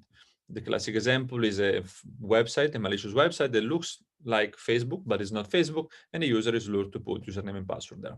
Okay, I'm sure you guys are familiar with this phishing attack. In terms of mobile, of course, you could think about, there could be malicious websites on mobile phone, and so this website seems Facebook or Google and so forth. I would put my username and password there. Of course, this attack is relevant, but when we discuss UI attacks, we're going to see more examples that are more focused on the mobile aspect. Okay, cool. So about attacking apps, so we are going to go a bit lower in the in this kind of a layers of this attack surface that we are enumerating. Many things can go wrong in many different ways. So when you have apps, they can include a number of different vulnerabilities, and these vulnerabilities can be exploited by the attacker. So there are two main aspects to consider. The what, which is an attacker may be able to abuse sensitive resource or permission that the app has access to. This is the first aspect that should be considered. And if an application has access to sensitive information or to sensitive permission, which leads to sensitive information, an attacker may leak this sensitive information that the victim app has access to. And the how. The how is, how can an attacker interact with the target app? And that's where we go when we go to entry point enumeration. Entry point enumeration is this mental process of taking the app and try to understand, okay, how can the attacker interact with it? Again, if you are under the assumption of local attacker, it could be that an attacker could directly interact with all possible exported activities or components of the application. If it's it's an app that communicate to the network, for example, then the attacker could do man in the middle on the network and so forth. So in the next couple of slides, I have some examples of what could go wrong in terms of bugs affecting applications. So first example is about the app, and that discusses an app that communicates with the network backend. And again, let's say that an app connects to network backend, And the first thing that could go wrong is using maybe HTTP instead of HTTPS. Can the attacker see what's sent and received? For example, credentials, it could be authentication cookies, and so forth. The second thing is, can the attacker do man-in-the-middle attacks over this connection? The other thing is, how is the received data used, and whether it is blindly trusted by the app. With this, I mean that in some cases, it's not just about sending information, but also downloading a piece of code that maybe is then executed on the mobile device. And if this downloading happens through HTTP, and if the application trusted whatever comes from the network, then an attacker might be able to do some bad damage there. This leads me to discussing dynamic code loading. Dynamic code loading is a technique that involves an application to dynamically load additional code. So you have the main body of the application, and for some reasons, maybe the app developer didn't want to include everything in this application. It could be that they want to rely on frameworks. It could be that they need to load additional games, so additional levels from a game. Or it could be that it's downloading an update, things like this. And again, you can download it, and then through the dynamic class loading, you could actually again load additional code and run it. Again, one common scenario is that this code actually comes from the network, and if you now connect the dots with what I said before, if this code comes from the network and then is not downloaded properly and securely, or if it's not checked, if the integrity of this piece of code is not properly checked, then you can have problems. So there are a number of pitfalls. Again, could be code that is downloaded via HTTP instead of HTTPS. You can attack this. Again, the attacker can alter the payload on the fly. This, of course, requires an attacker on the same network of the victim. But depending on the context, this could be more or less feasible. But satisfying this, an attacker can alter the payload. Can be on the same network of the user. Again, depending on the type of people you are targeting, may not be extremely difficult to pull off. For example, if you're targeting a specific person, then it could get tricky, because if this person just doesn't live home, then it could be complicated to get on the same network. However, if you just want to target a bunch of people, then you can go to Starbucks, and everybody at Starbucks is attached to the same Wi-Fi, and the attacker is there and can do all the attacks. Okay, so try to keep a mind open about trying to not label it's difficult to be on the same network as the attacker. It's difficult to be on the same network as the victim. Again, depending on your target, it may be more or less feasible. Another example of this dynamic code loading that could go wrong is code that is downloaded, maybe even securely from the network, but then is stored on the SD card. And as you should know at this point, every app that has the right storage permission can actually, or read the storage permission, can actually read from the SD card and modify the content there. Basically, an attacker could modify the file at rest. So once the file is downloaded, the attacker could modify it, and maybe the actual application that downloaded the file does not properly check that the file is not modified, and then the attacker can get code execution within the application. And believe it or not, this was exactly the bug that hit Fortnite. Fortnite is a very famous game, as I'm sure you're aware. And I think the problem was that the company behind Fortnite was upset at Google because Google was taking too much money as a cut from hosting the game on the Play Store. And so I think at that point, I think the Epic Games, which is the company behind Fortnite, decided to, screw Google. I'm going to remove the game from the Play Store. I'm going to put it on my market, let's say. And the user are supposed to download some piece of code and then run it. And I think there was a bug in this kind of a downloading and running procedure. And that's the bug I'm discussing now. And the irony is that some Google researchers actually found this and went public with it. So it was kind of a clash between the company behind Fortnite and Google. There are links there, and there is a challenge in the homework about exploitation that is exactly trying to resemble this kind of bug. Other pitfalls, other problems that could that could happen is weird integrity checks. again, if you download something, again, either insecurely or securely, but then you put it on the SD card, you know, in theory, you could protect yourself from this attack by doing integrity checks. If the integrity check is missing, then an attacker can modify it and execute the code within the app. And if the integrity is actually checked, pay attention, because there may still be a tocto, which is not French word, of course, very far from that. This means for time of check, time of use vulnerability, and is the idea that, you know, I check that something is okay, but then maybe I wait like 10 seconds, and then in the meantime, an attacker can change it. And so, sure, I check the integrity of the piece of code I'm about to load, but you know, the moment I load it,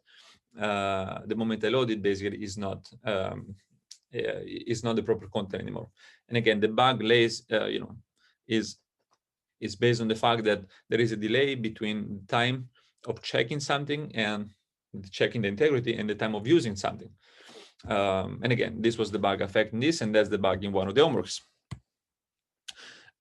We did a paper with a student many years ago on this dynamic code loading, and this paper somehow one of the first that discussed, this is a problem. It's not only used by malicious app to, you know, as a mean of obfuscation, as a mean of, you know, hiding the code and so forth, but it's also used by a lot of benign applications. And, you know, for a number of reasons. Again, the paper discusses some of these popular reasons of why benign apps would use this dynamic code loading.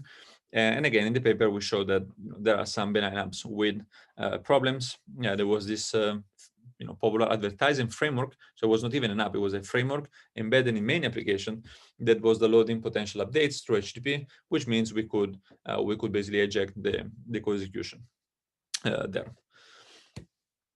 Another category of bugs is cryptographic vulnerabilities. The cryptographic APIs themselves are usually okay. These are the ones implemented by the Android framework or the Java framework. The vulnerabilities usually lie in how these APIs are used or misused.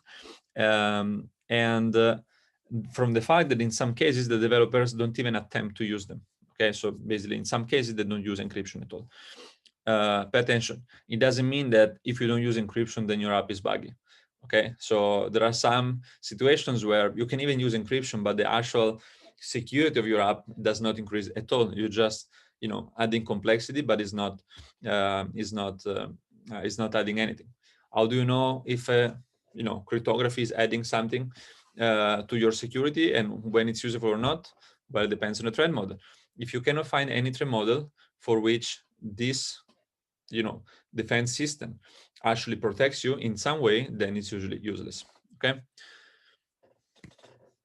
I have some examples. There are, you know, one is a paper of where I was a collaborator many years ago, where we checked different ways that crypto APIs could be misused, and basically we wrote a tool to automatically understand whether an app was misusing this a lot. But again, there are many papers on this topic. Some are the crypto APIs, some are more on the crypto APIs related to HTTPS and SSL. There are many papers on figuring out problems with the self-pinning. Self-pinning is something we discussed already, but again, very shortly, it's this procedure, this technique to not only enforce to use HTTPS, but also to check which specific certificate is signing this kind of a HTTPS communication. And this allows you to understand, okay, this is HTTPS, but I should not trust this certificate, so I fall. And there were many ways of implementing self-pinning, and then there are many papers showing that some implementations of this self-pinning were completely bogus. You know, again, there are different ways of screwing it up, and this paper somehow explore this. There are many more recent papers from I think a similar group of the second paper I've listed here that try to understand, you know, there were more APIs, new APIs, and then people screw it up again. We have a paper at Usenix from last year, or from this year, 2020, where we discuss on this network security policy problems, where basically people use network security policy in some way to maybe implement pinning, but then it's completely useless. You know, there are different papers on the topic. That's what I'm trying to aim at. Okay, so now I want to discuss confused hypothesis problem. It's a huge category of problems. Again, this is not about mobile security. This is not only about mobile security. This is a very important concept across system security. So please, eyes out. That's very important. My example is about mobile security, but again, it's a broader concept. It's a concept applicable to the broader ecosystem. So consider application A, and consider, imagine a scenario where this application A has access to some sensitive information, or it could contain functionality using sensitive permission. The confused deputy problem arises when basically this application A doesn't properly protect these sensitive aspects, the sensitive information or the sensitive permission. So it doesn't protect. What does it mean? It doesn't protect these sensitive aspects from other applications. So there could be some scenarios where an application has this power, this sensitive information, and then somehow there are bugs that allow a different application to just ask for this sensitive information, or for a different app to somehow abuse the permission that application A has access to. Example, you have 3 applications, and then let's say this application A has a bunch of sensitive information, and the problem could be the following, where basically you have another application, a malicious one, that somehow through the framework contacts the application A, so maybe it's sending an intent, and somehow is able to make application A misbehave. It could be leaking sensitive information, or it could be executing an operation that would require a permission. Maybe application B does not have the permission, but application A does. And so if application A doesn't really check who is asking for do this bad stuff, then the confused deputy problem hits. And if you note about why this is called confused deputy is called like this because basically on behalf of the framework, just sees request, and the framework says, okay, application B is requesting, to send an intent maybe to application A. And the framework just checks whether, for example, the application A component, in this case is A3, is exported. If it's exported, then the framework is going to take this intent and send it to the application A. The other aspect is that this component of the application A, if it doesn't check what the request, who the requester is, then it's going to just do it. And once the application A does the sensitive action, so somehow misuses the permission he has, for the framework it's very difficult to stop it, because from the framework it just check, okay, who is doing the sensitive operation? It checks, oh, it's application A, and application A has the permission, so I'm going to allow it. So the confused deputy problem kicks in when somebody is requesting a malicious operation to be done, and on the eyes of the framework is the application A, the one that is performing this action, and application A has the permission, so thumb up, I'm going to allow it. But the real requester of this bad application the real requester of this malicious operation, it maybe is application B. And somehow the framework loses track of who is asking what. It just says application A asking for something and says, okay, thumb up, and that's where the bug is. Now, there are a number of bugs that fit under this confused deputy problem category, okay? And then here I have a bunch of examples. The first one is component hijacking, which is very similar to what we discussed so far. Component hijacking attacks basically aim at gaining unauthorized access to some resources that an app exports through exported components. So, given the example that we had before, you have an application with some activities. These activities maybe are exported, which means that another application can interact with them. And maybe by leaving this exported, this requester could ask the app to do something bad. And again, these component hijacking vulnerabilities are vulnerabilities that make these attacks possible. They make it possible for an application B that doesn't have permission X to actually use permission X by going through application A. Okay, so again, there are some functionalities that by design they should be allowed, but when we talk about bugs and vulnerabilities, what we mean here is that was not intended. Okay, it was not that by design this app should be forwarding and executing everything that other applications are requesting. Okay, usually the bug could just be that the component should not be exported, and so the fix is just don't export the component, put exported false, remove the intent filter, and things like this. Again, so these bugs are those that allow what I've drawn before to happen. Again, it's a generic class. It could be about using, it could be about reading sensitive data, writing inside the app, and so forth. Okay, and one of the earliest paper about this topic was this checks from now is like 8 years ago, where basically they try to understand which app could interact with which app, and try to write some kind of tool to automatically detect which were the problematic cases. Again, this component hijacking is quite generic, and we can define subcategories. One of these is permission capability leak, where basically, what do we mean with a permission leak?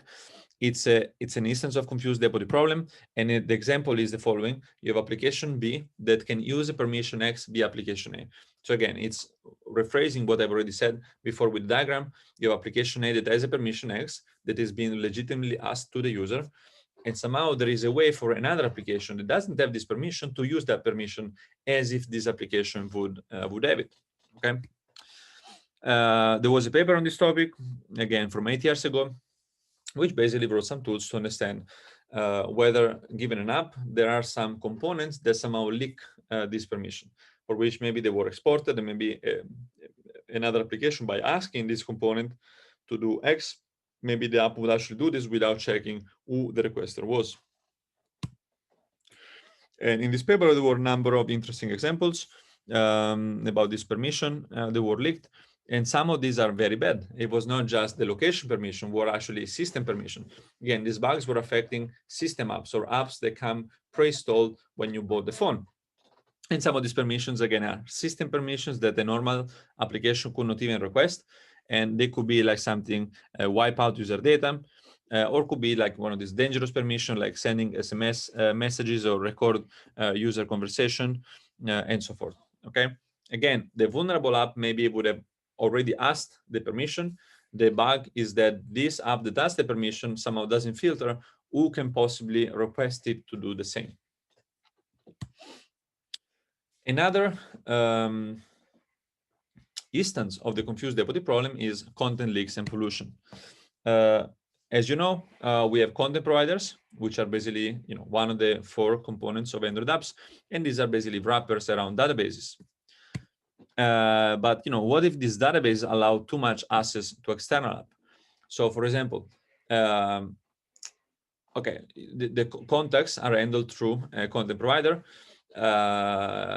If another application could just read, write, and so forth these contacts without having any permission, that would be bad. Okay, that's why there are actually the contact related permissions.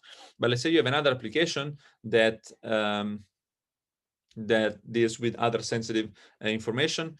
I think an example that I have in a slide or so is a browser which stores browsing data, history, or shortcuts, bookmarks, things like this in a database, which is exposed through a content provider. And maybe there is no permission check around this. Well, if it's actually exposed to other applications, that could be a problem. So in terms of what could possibly go wrong, well, we have the leak and the pollution. Leak means that through this bug, I could disclose some private information, which usually are like in-app data stored somewhere in a private storage, but now I can access them through this content leak.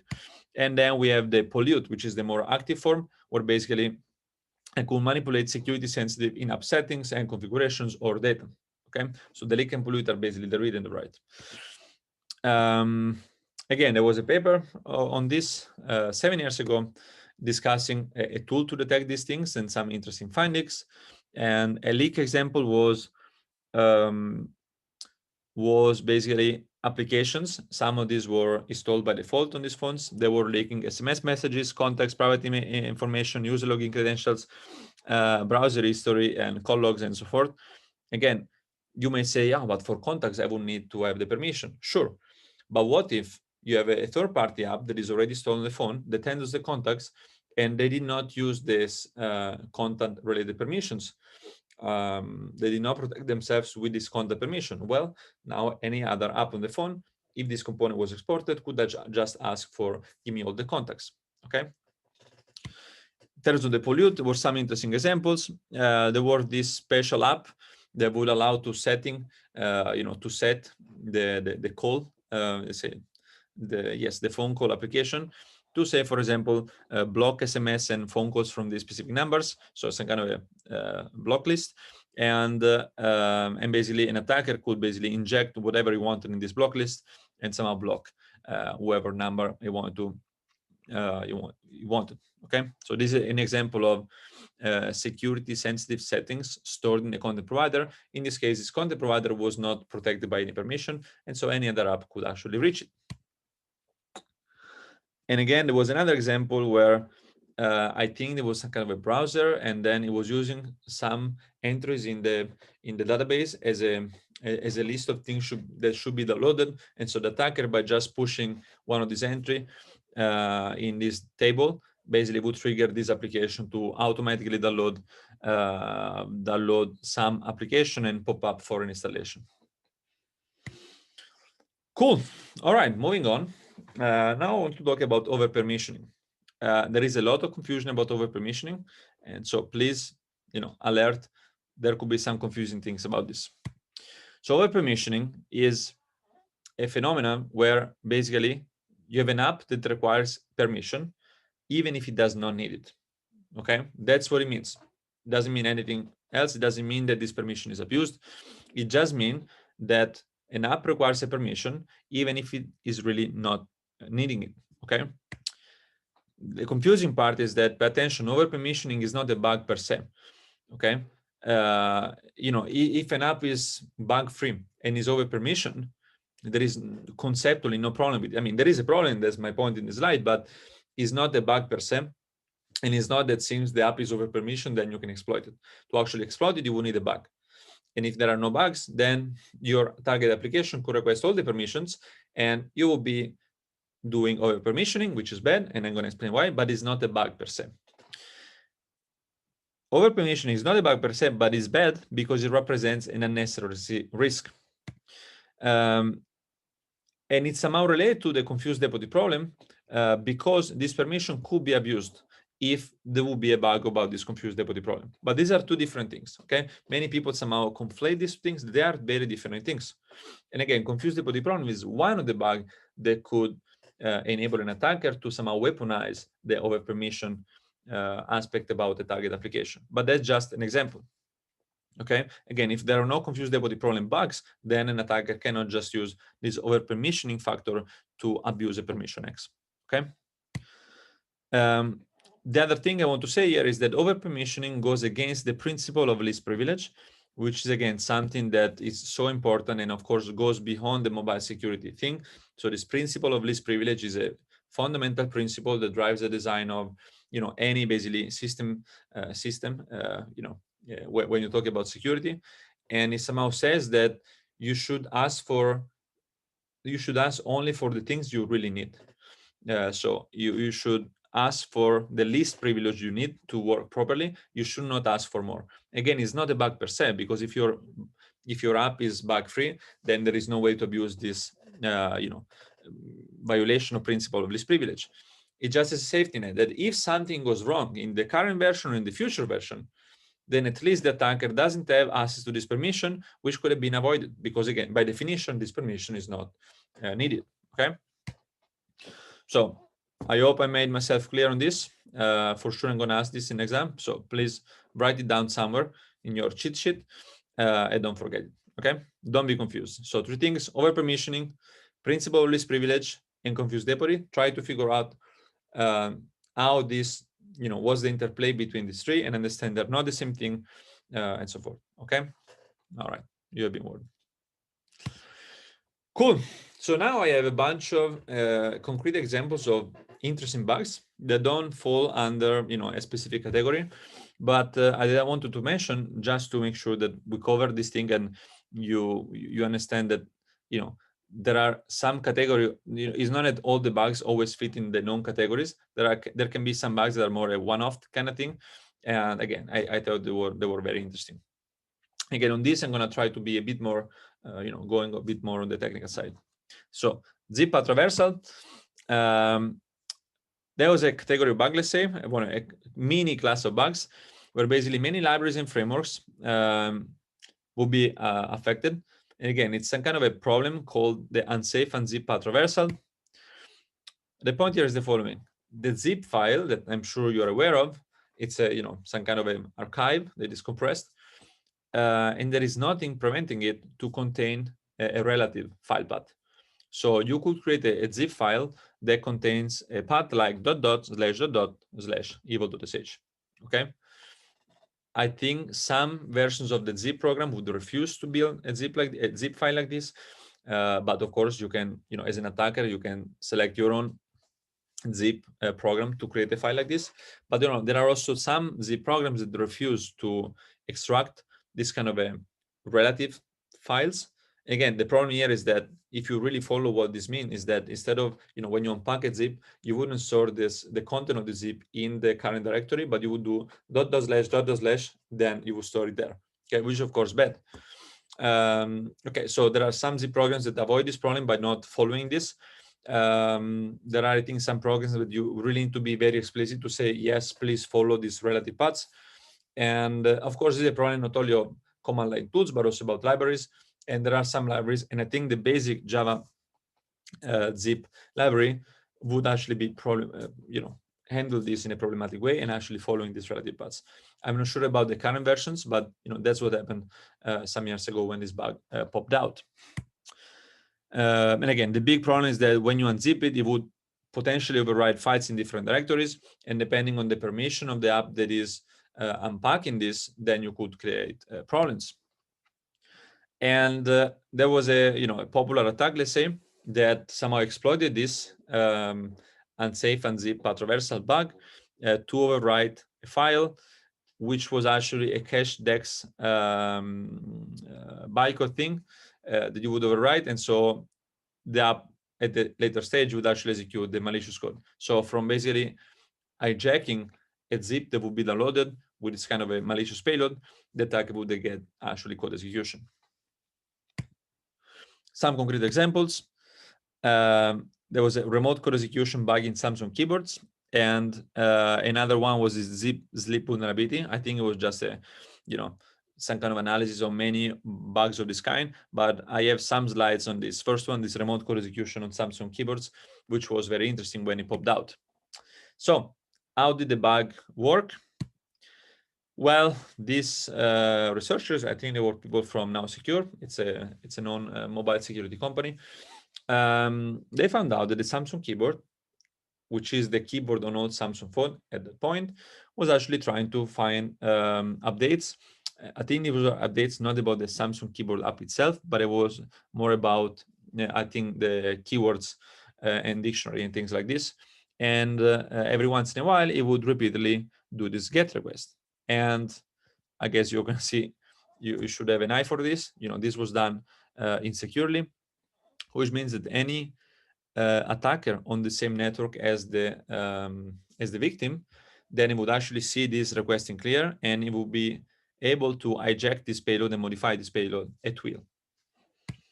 And the problem was that in the zip file, there will be something like this. So again, some files about, I think it was dictionary or something like this, and then character map and punctuation. Again, it was not code. It was not that it was just downloading an update for the Samsung keyboard app and then run it, in which case the attacker would already win. This is just some metadata, okay? And this metadata usually doesn't lead you to code execution. The problem here is not the content, but the user that was actually running this. The Samsung keyboard was a system app installed on every phone, and it was running a system, which means that the code that would unpack the zip is actually running a system as well, and it has a lot of privilege. And so if you can exploit this unsafe zip bug, then you can overwrite files that the system user could overwrite, which are now to be many files, okay? So the attack would actually be something like this. You create a evil.zip file, which of course you would rename as azz.zz.zip. This would be the payload you put, but in this malicious zip, you put something like .. It's a kind of relative path kind of thing, and they would be a way to write the payload file in this case to a specific folder. Of course, this is just the dummy example. But that's what they were trying to do. And in particular, Where did they try to write arbitrary files? Well, they chose this data.the cache folder, which at least at that point was a folder containing cached version of the X bytecode, which is the actual bytecode that is used to to find the implementation of these things. If you check what these things is framework, COM Google Android MediaFX, COM Google Android Maps, very important piece of code that run on the phone.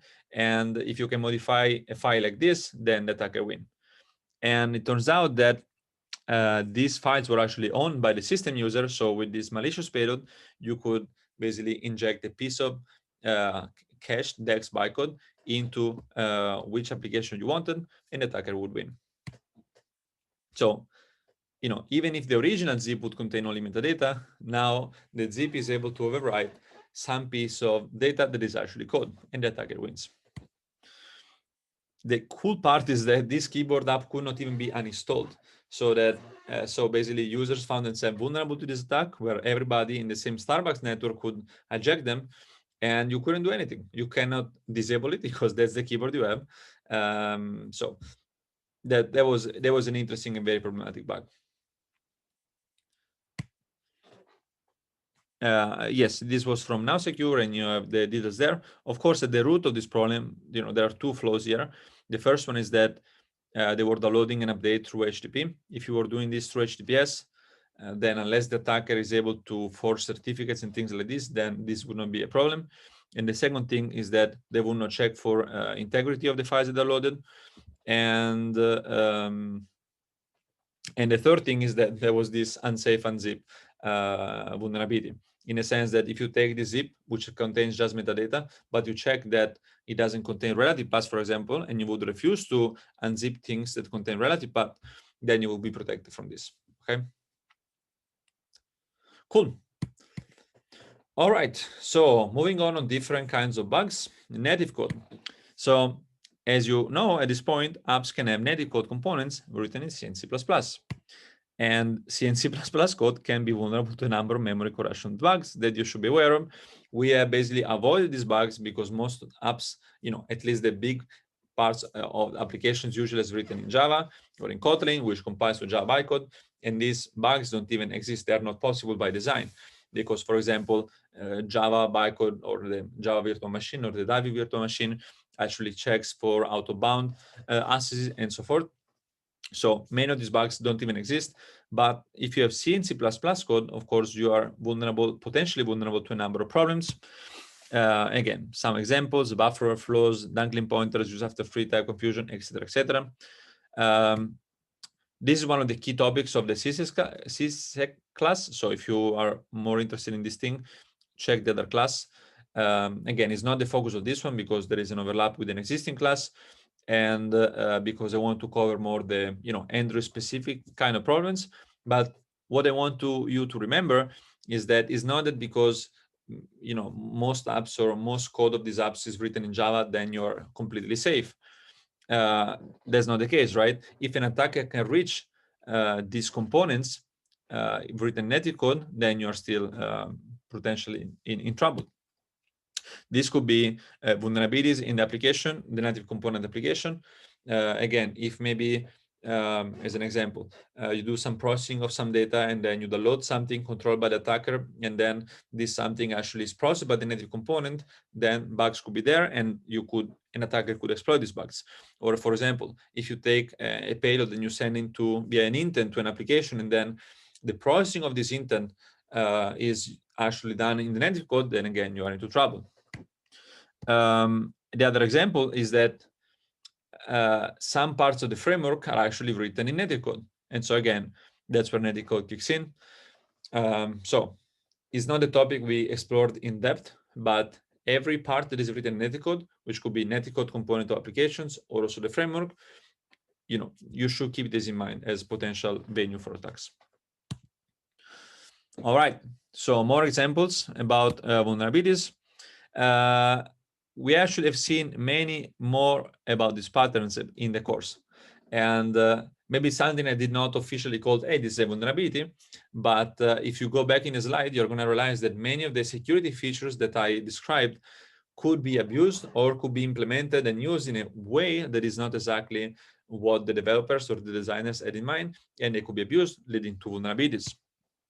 Just to name a few, we had unintentionally exported components, which now we know leads to this confused deputy problem, problems with pending intent, JavaScript bridge, command injection, custom permissions, dynamic code loading. We've seen a lot of material already, and each of these big security topic sometimes leads to potential bugs. Okay, and usually my gut feeling is that if you have some kind of API, usually there is some way of misusing it, which doesn't mean of using this to do an attack, but means to use it in a way that doesn't protect you from all the attacks that maybe the designer of this API had in mind. Okay, we've seen also this with the SMS APIs for this receiving this two-factor authentication token. So we have seen many. So if you go back in the slides and you check all these security related APIs, then you will see that potentially there could be some problems in our applications to use them. All right, so now we are transitioning to from attacking the apps to attacking the system, and basically bugs is not that they just affect the applications. Actually, the cooler bugs affect the entire framework. So every phone running Android, for example, will be affected too, regardless of which kind of app the user actually has installed and it's using. So it could be an Android framework, could be operating system, it could be Linux, and so forth, and all down the chain. And again, there are many vulnerabilities, and there are tens of vulnerabilities every month. How do I know? Well, now you should know it, right? Android security bulletins. If you check on a website, every month there is a list of things that got fixed. Okay, so these bugs are there, and they can affect different components. How do you know? Again, check the security bulletins to get an idea of where most of these bugs are. They could be in the framework, media framework, the system, kernel components, Qualcomm components, some specific drivers, you name it. Again, there are many possibilities. To get an overview, again, consult the bulletins. These are real world bugs, okay? It's not just some academic stuff. Okay. Now I have a couple of examples that, again, these are one-off bugs, let's say, but I found them particularly interesting because they're characteristic of some weird functionality or some weird way of thinking about what the Android framework does. And again, this is a bug that is very specific, is fixed. I don't think it's a problem. I don't think it was this huge deal in the past, but again, I found it interesting as a way of thinking out of the box, and that's why I want to describe it. We call this unsafe self-update. So basically, these folks found a bug affecting the Android updating mechanism, and they call these flaws pile-up flaws. Again, I think this term, sure, we have a name for these bugs, but is kind of a one-off bug. It was very interesting from the academic perspective, and now it's fixed. But again, let's call them pile-up flaws. So what's the trick? The trick is that to exploit this pile-up, or the idea is that an application would require a permission that does not exist yet. Okay, what does it mean? Well, imagine now we are at Android 11, okay? And we know that now Android 12 is popping out, and we know they're going to introduce a new permission, which is called, permission PEPA, okay? Which is, of course, as the name says, extremely dangerous and problematic. And the trick would be the application now running in Android 11 would actually request the Android PEPA component. Now, for those vulnerable versions of the framework would actually see this Android PEPA, and this Android PEPA is not even defined, so it doesn't know anything. So it would say, okay, fine, there is nothing. It's not that they grant you the permission, there is nothing to grant, but it would just, remember it, okay, it's there, fine, let's move on. Now, the bug would be the following. When the user update to the new framework, somehow the framework would go through the list of these permissions and automatically grant this permission that at that point would not exist. It would grant this permission to the requesting application. So somehow it would be a privileged escalation through the update of the operating system, which again, it's not very common as a threat model, but I thought it was quite cool. There was a paper, now it's already 6 years ago. And again, I found it cool that the idea was that you somehow go in the future and you ask a permission that doesn't exist, and then at the next OS update you get it anyways, and the OS doesn't remember, but did the user actually say yes to this permission? Was the permission actually existing? So now there are proper checks and it's fixed. But again, they're just to, is it very important you need to remember for life? No, I don't think it's a particularly important. There are many more interesting bugs, but this to give you an idea that there could be, don't try to fixate yourself on, oh, I discuss bug X, Y, and Z in terms of categories, and all the bugs could be in category X, Y, Z. There could be bugs in aspects that people didn't figure out or didn't analyze before, such as how the operating system update itself. Okay, so that's just a way to convey, keep your eyes open for weird aspects that people maybe didn't put too much thought in, and sometimes that's a good heuristic to say, okay, which part of the framework is not well explored, and maybe not many eyes have looked at this part of the framework, and it might increase your chances to find interesting bugs there. All right, so moving on again on this attacking the system. Vulnerabilities in some components usually lead to higher severity. Again, depending on which component the bug lies into. We already explored this into the where aspect of bugs, and now you have some concrete examples related to mobile security. The media framework is one of the classic examples. So the media framework processes, among many things, images, and it could be images, audio. I think it does a lot of stuff, and media parsing code is historically proven to be containing a lot of bugs, because it needs to read some file format, and there are some size, and then you need to do some sanity check, and usually they need to be very fast, so they use C, which translate to, oh, you don't have some autobahn checks automatically. Again, maybe in the past they were not using modern compilers with many of these checks, but so it was, media parsing code usually tends to be prone to mistakes, and that's why these media frameworks usually have a lot of bugs, or historically had a lot of bugs. The main problem, there are bugs, so problematic, but the main problem is that these bugs are triggerable often remotely. Why? Well, in the first of these media framework bugs were actually triggerable by sending a user an MMS with some image. So nobody uses MMS, but phones still have support for them. And so by sending an MMS, I would force your device to somehow process the image inside MMS, which of course will be the image exploiting the vulnerability that the researcher found in the media framework. And the media framework code base will be triggered to parse this image, and then bam, the attacker wins. Okay, so the main problematic aspect of this is not just these kind of frameworks often have some bugs, but that these bugs are usually reachable from a remote attacker threat model. Again, MS, it could be an email, it could be you visiting a website, it could be I send you a WhatsApp message. Why WhatsApp message? Well, because WhatsApp has images and of course uses libraries to process these images. And so sometimes it maybe would, lean on the code base of this framework. And if there is a bug there, then the attacker wins.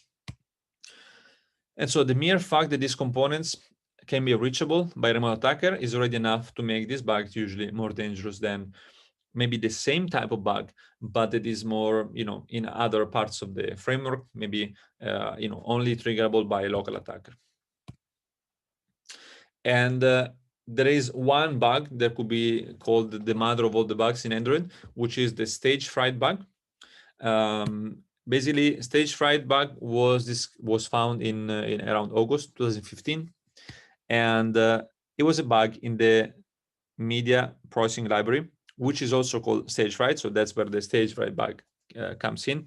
So stage fright was the name of the Android's media processing library, and a researcher found the bug there, or a number of bugs there. And so there were several critical vulnerabilities in media parsing, allowing an attacker to just send you an MMS and triggering code execution for the attacker. So I remember I was there when this was presented, and I think there was a live demo where the researcher got a shell on was an Android 4 device by just sending an MMS to the target phone. At that point, I think the exploit that he had was not able to bypass ASLR, so address space layout randomization. and so it was not working on Android 5. But then some other researchers actually found a way to pull this off. So this was actually a remotely exploitable bug. And again, the end result was a bit scary.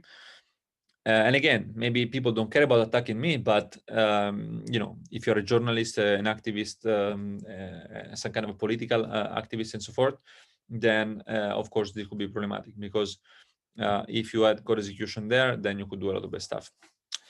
I think this could be considered the biggest security bug in Android at that point. And this is the bug that pushed Google to create monthly security bulletins, okay, and monthly security updates. So before this event, there were no monthly security bulletins or monthly security updates. So the phone is what it is, and then you're stuck with it. And from that point, from that month, basically Google started to push updates, and they never stopped, and to publish these bulletins. And this was a huge push forward in terms of Android security. Yeah, this is a slide describing the stage fright bug. This is just to give a a glimpse of how this kind of bug looked like. And it was something like this. It was a function to parse a chunk of this MPEG-4 file format. And there was this chunk size that was attacker controlled, because it would come from maybe the file that the attacker would send. And the bug was in this, the first line is where the code would parse or get this chunk size out of the file controlled by the attacker. And the bug was in the second bold line, where it would create a buffer. And you create a buffer of size, it would be size plus chunk size. Okay. And the problem is that these are the types of these variables, and the parameter, the type of the parameter of the new operator is of size t. And depending on whether you are in 32 bits or 64 bits, then you would have weird behaviors if the chunk size is weirdly set. So in 32-bit architectures, you have size plus chunk size is actually truncated, because size t, I think, is 32 bits. You in 64 bits, you sum them, but now you need to cast this number to a 32 bits number, which is size t, and that's where the truncation actually kicks in. And on 64 bits, you may have that size plus chunk size would overflow. Again, it's an integer flow, which means that the number size plus chunk size would actually be a small number. And if you have seen these kind of vulnerabilities already, you of course know what the problem is. If you didn't see this already, well, the problem here is that now in both these situations, 32 bits or 64 bits, you may have that size plus chunk size actually a small number, and is actually a smaller number than what the data is. And basically here you see we are doing buffer equal to something, and then you may create, you have this data that you want to copy into the buffer with the mem copy you see at the end, the last line. And if the data buffer is actually bigger than the actual buffer, then you are into trouble. Okay. And how can this size of buffer be smaller? Well, because we allocate the buffer with this kind of allocation size, and the allocation size was done in a way that is actually smaller than the real allocation size that should have been done. And so once you actually do a mem copy, you're doing a buffer overflow. Okay. And so you're hijacking and writing things on the stack, and this creates problems, code execution, and so forth. Of course, it's not as trivial as this.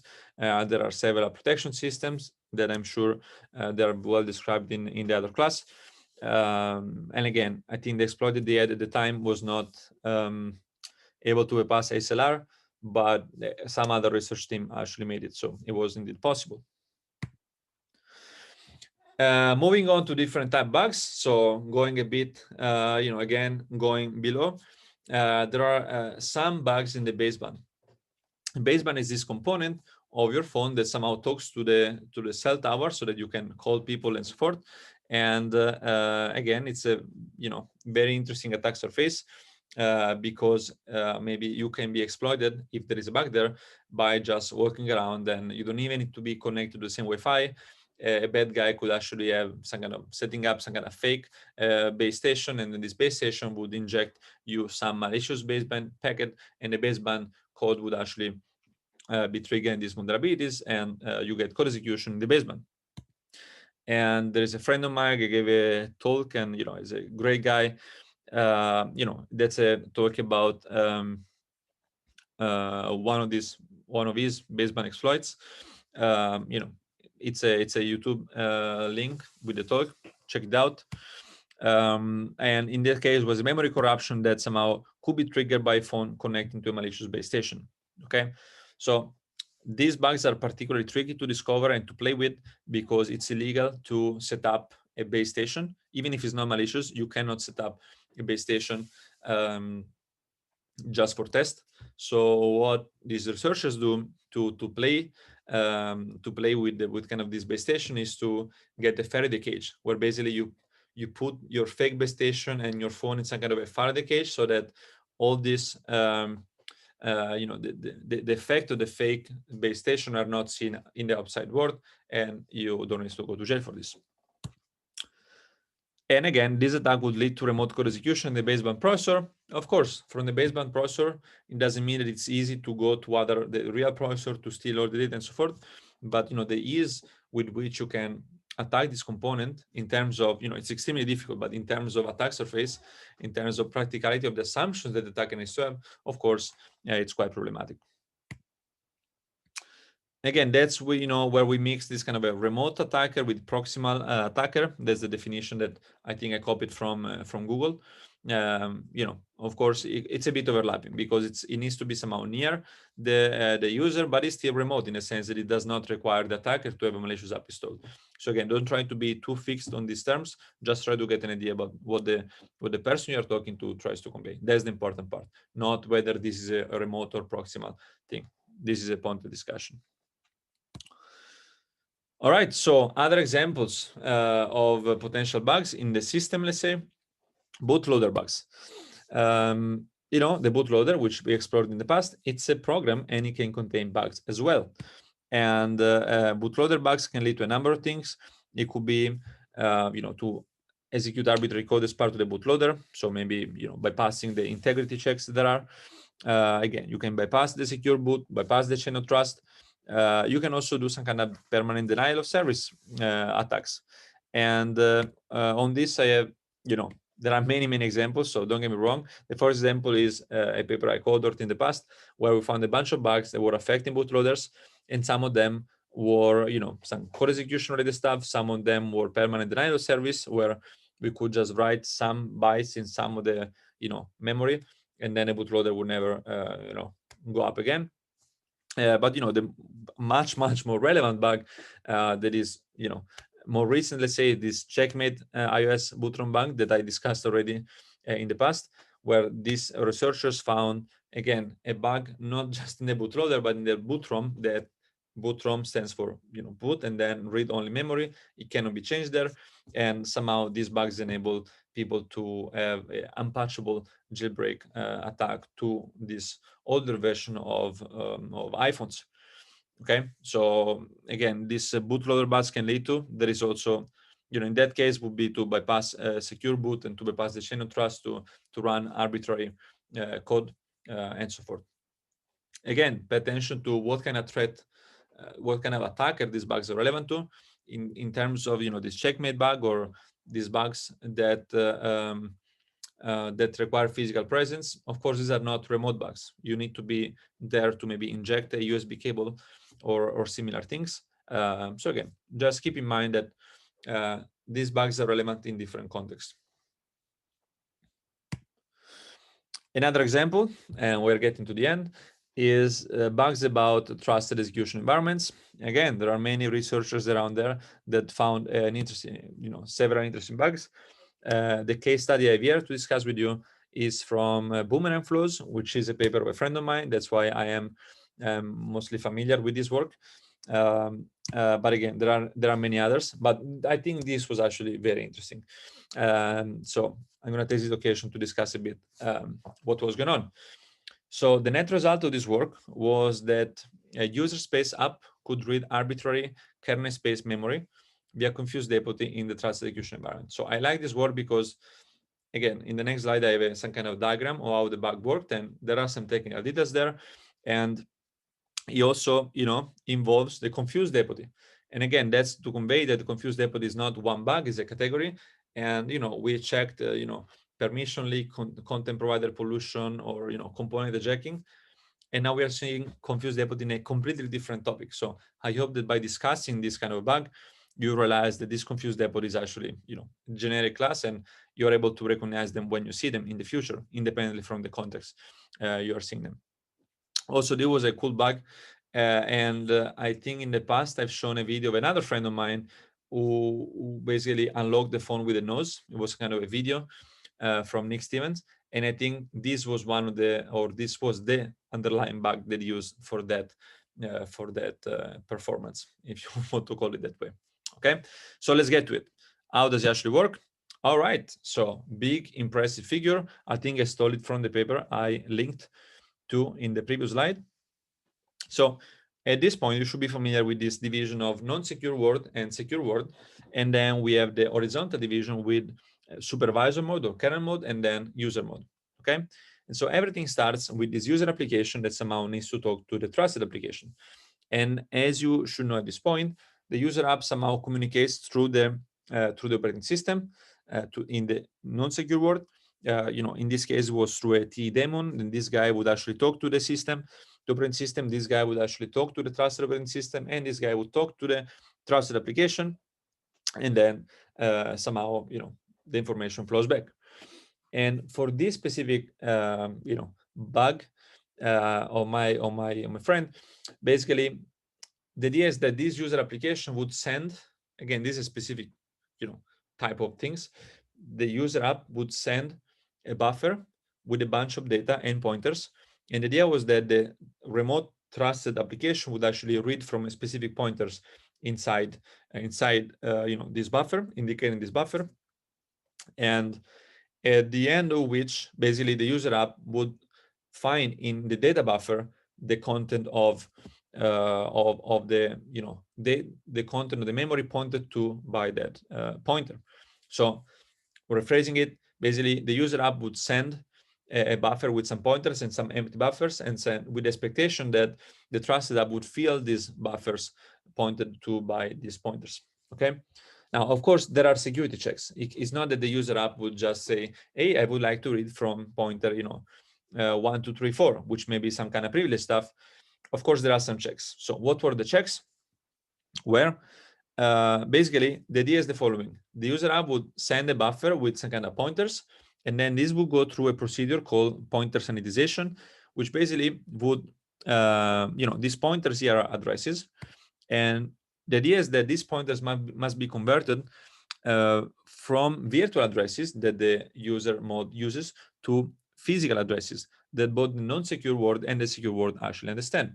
Okay, so this procedure would take the pointer and then somehow modify it. That's the green stuff. This will be sent to the trusted OS. This will be sent to the trusted application, and then the trusted app would fill the expected data pointed to by these pointers. Of course, in the process, you would actually check that the user app has the right of seeing of asking for these specific memory areas. Okay, so that's where the security checks would kick in. And the flaw that my friend found was that basically found a way to hide pointers in these data structures so that they would not go through the pointer sanitization part. So that when these pointers actually reach the trusted application, they would be treated as a pointer already converted and sanitized, and it would just do what the trusted application was supposed to do. So take this pointer, read the memory that is pointed by this pointer, and fill the data in. Okay, and I'm gonna remove my face from this. So the second flaw was that the trusted application does not know which user application actually sent the request. So the trusted app would see just the pointer, and of course the user app would send this pointer that already is a physical address because it's not converted. And the trusted app doesn't know if this is a sanitized physical address or it's just a physical address injected by the user application. And that's where the confused deputy kicks in, because now you have this trusted app that sees a pointer and says, okay, but who sends it to me? was this the trusted operating system so that I can trust, or it's some kind of random user application? So in this case, by design, the trusted app was designed to always trust what it was reading, but the flow was in this pointer sanitization. But in general, it could be tricky for the trusted app to understand should I trust this pointer or not, and that's where again the confused deputy kicks in. The trusted app doesn't really know who is the source of this pointer, whether it's something trusted or not trusted, and that's why it was very difficult to somehow, for the trusted app, it's difficult to figure out what to do. Okay, in this case, of course, we just trust it, and this would allow the user app to actually read memory that, oh my god, that was not supposed to read. And so basically the trusted application would read from an attacker chosen kernel address, and then by doing user app, trusted OS, untrusted OS, trusted OS, trusted app, basically the user app would find a piece of a buffer controlled by the user application, with information that is pointed to by this safe memory, secure memory. Cool. So moving towards the end, I want to transition to one of the lower level of things, which is attacking the hardware. I can mention that bugs could be in application, could be in the system, could be in baseband, could be bootloader, could be trusted execution environment, could also be in the hardware itself. And there is one very popular and famous and very interesting class of bugs that is called rowhammer. And so I want to make sure to add a couple of slides on this topic before we're done for today. So the rowhammer bug, so it's a hardware problem affecting cells of this dynamic RAM, okay? And the problem is the following, that memory cells leak their charges, especially when properly stimulated. And the net effect is, surprisingly, that you can flip bit in memory. So I have a diagram for this. I think I stole this from Wikipedia, which is linked there. So that's how a RAM is actually designed. So you have a bunch of rows, and then when you need to access a row, what happens is that this one of the rows that you selected is actually copied in this red buffer, and then the other part of the address selects which part of this row you want to read from. Okay, but the way it's done is that each of these cells discharge themselves. So that's what happens in all the RAM design of this RAM. The cells discharge themselves, and of course we don't want to discharge themselves because these cells are the ones that store 0 and 1s. So there is another process that basically keeps refreshing the state. So if it was a 0, it kept a 0, but if it was a 1, maybe if you wait a little bit, it would go 1, 0.9, 0.8, tap, and you put it back at 1. Okay, the numbers are fake. I don't know the numbers. It could be 3 volts, it could be 0.7, I don't know. It doesn't matter. But the point is that periodically there is another component of the circuitry that keeps refreshing these cells, which contains your 0 and 1 bits. Okay, the attack kicks in when you have a row, the purple one, and then you have 2 yellow rows, and the attacker keeps reading these 2. And if you keep reading these 2, what happens at the physical layer is that you basically create disturbances from the electronic perspective to the row in the middle, and you're basically accelerating this leaking, this discharging of these rows, of these cells in this row. And this unfortunately produces the fact that let's say that the circuitry that somehow is in charge of refreshing the state in each cell is slow or is not fast enough. And somehow, if you start from 1, maybe the cell will go from 1, 0.9, 0.8. If you keep reading this, it goes 0.5, 0.4, so much faster than what the circuitry expects, and this provokes a bit to flip. Okay, now it becomes 0.4, you need to refresh it. 0.4 is 0, bam, the bit is flipped. Okay, so from this phenomenon, researchers built a crazy amount of interesting attacks, and they were able to do a number of interesting things. Of course, going from a bit that flips to the actual exploitation. So exploitation, again, is taking advantage of this phenomenon, is very complicated, and that's where the research actually kicks in. The usual pattern is that the attacker actively tries to cause bit flips in a specific part of the memory, so that he can obtain an advantage. And this advantage usually consists in getting root privileges. Okay. There are many other scenarios. I have some examples, but the idea usually is that you try to flip a bit that actually matters. Again, the usual trick, and is a common pattern among these exploitation techniques, is that you push the operating system to allocate a page table entry in the vulnerable location. So somehow, I mean, it's a bit complicated, but somehow you have these important objects in the operating system, page tables, that somehow map virtual addresses to physical addresses. And somehow there is a way to massage the memory so that at certain point, one of these page table is going to end up in the piece of memory that the attacker can actually, is actually able to flip a bit. And after a page table is, put in this place that is vulnerable to Rohammer, then the attacker can flip a bit, and he can do so in a way that by flipping a bit, maybe the virtual physical mapping is slightly modified, and now the attacker can actually write in memory he was not supposed to read. Okay, so that's a very, very common pattern. Again, that's what the page table is. And if an attacker can tweak one, then she can point the give virtual address to where she wants. There are tons of technical details about this. It's actually very tricky. And again, I encourage you to read papers. Google for Rohammer bugs exploitation. You're gonna find many resources. Extremely interesting topic. And it's still very active research area, in a sense that there were many papers on this topic, and then of course these hardware companies are not staying there and not doing anything. So there are new versions of DRAM that somehow tries to use error correcting codes, or design them in a way that they somehow refresh the rows that actually matter. Many techniques, but recent papers show that also these new techniques are bypassable, or you can still lead to Rohammer in this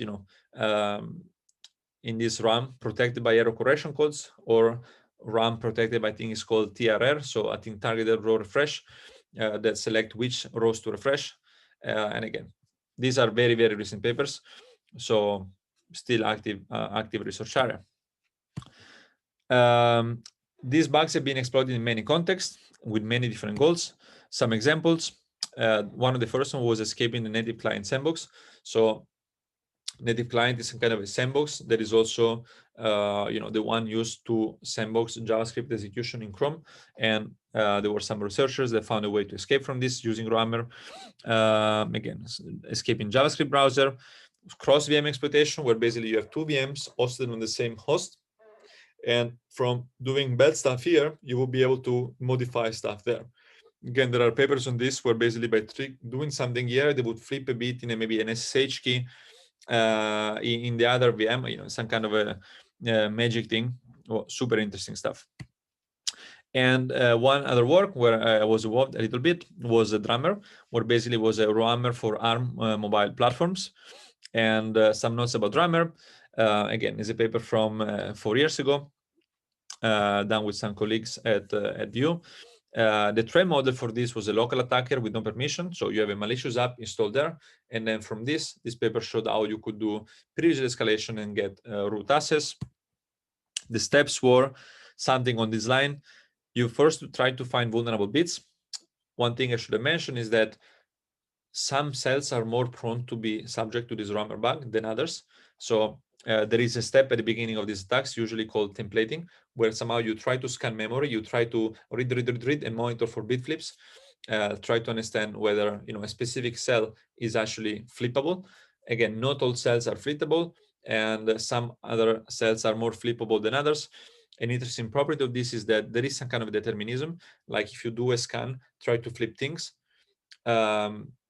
Usually bits that flipped in the past are more likely to flip again. Okay, so there is some kind of a determinism there.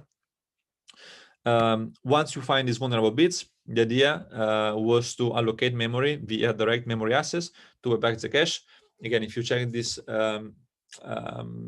Rohammer publications, you're going to see that you need to read from memory very fast to trigger these kind of things. But if you read from a processors usually have caches. What does mean a cache? It means that if you read, the first read goes through the RAM, you read the content, but then it's stored in the local cache in the CPU. Okay, if you keep reading, well, the CPU just reads from the cache. It doesn't issue another read instruction to it, read operation to the RAM. And if you don't issue a read operation to the RAM, then this phenomenon of keep discharging things is not going to happen. So somehow one common step that you need to figure out how to do is to bypass the cache. Okay, so some people flash the cache so that another read, oh, there is nothing in the cache, and you go there. For this work, the technique was to allocate an arrow memory that is not, for which the cache does not even come into play. And after this, basically the idea was to massage the memory so that the system allocates a page table exactly where we could flip a bit. And basically at this point, we would have write access to the page table entry. And by modifying this value, we can obtain arbitrary write. Again, I'm simplifying this a bit. I was involved with this work, but all credits go to the main author, Victor. At that point, was an intern at my university. But it's a tricky, very tricky stuff, and I'm simplifying this a lot. There are many more works out there on this topic. I'm talking about this because I'm more familiar with this one. So don't associate my bias on, oh, this is amazing work, just because I'm talking about this. I mean, it's of course very, very good work, but there are many other papers out there. Again, I'm selecting this because I'm more familiar, and I can talk about this with more confidence. And also because there was some kind of interesting story behind this, how this was fixed. So this was disclosed to Google, and then unfortunately they tried to fix the problem, but the patch basically made the exploitation more difficult, but not impossible. And so then there was another follow-up paper that we had that somehow shows how to bypass this Google patch. I need to confess, I don't know what's the status right now of this. Of course, with time, phones got more difficult to be hammered, but of course, I cannot exclude that these attacks are still possible on the newer versions of the phone. Again, this was more a design bug, or a bug that is goes beyond software, so it was more difficult to fix. And I have last slide for today, which is just some discussion about the traditional bugs and design bugs. Not all bugs are as easy to fix. Okay, so this is regardless of the importance and the relevance of these specific bugs. There are some bugs that are very, very critical and they are very easy to fix because maybe some missing check. There are some bugs that are less critical but very, very difficult to check. So this is again yet another aspect to be considered about bugs. And traditional memory corruptions usually are easy to fix, or are easier to fix, because it's well understood. There are processes involved how to deal with them. You put checks and so forth. Okay, so there is a good pipeline, let's say, to go from reporting a bug. You report the bug, usually who is the bug knows already what it needs to do. There is some kind of procedure, and usually this goes to a fix much faster. Design bugs are much more difficult to fix, and usually the design bug means that it's the design itself that is broken and is not just a small implementation detail. And these design bugs usually are like a one-off, like, hey, I found a design bug in this, or I found a design bug in this. So it's not like a repeated pattern of design bug, all the time on the same stuff. So it's usually affecting different things, and there is no standardized process. It's more difficult to report and get fixed. Sometimes there is also, there are some bugs you as a researcher say, this is a design bug. And I understand that it's not easy to fix, but it's a bug and it's a design bug. And sometimes you find, people on the other side, you report the bug, and then whoever reads it, maybe this bug doesn't really fit in a category that was already known to be a bug, like buffer overflow. And maybe, depending on the context, there could be some discussion that needs to happen to convince these people that, hey, it's a bug and you should try to fix it. Or at least recognize that it's a design bug that you don't know how to fix, but at least should be considered a bug, not works as intended. And people don't like them, or, researchers, of course, like them, but, for a company, it's very difficult to fix them sometimes, because this fix may require a significant code rewrite, which means that it could be more overhead. Maybe you need to do some other checks. It could be some backward compatibility problems, which, maybe the rewrite would lead to new bugs. So it's much tougher to fix design bugs, and there is much more discussion that happens. Usually fixing for these bugs takes more time, and so it can get quite complicated, and that's why usually devs don't like it much. Okay, that's what I have for today.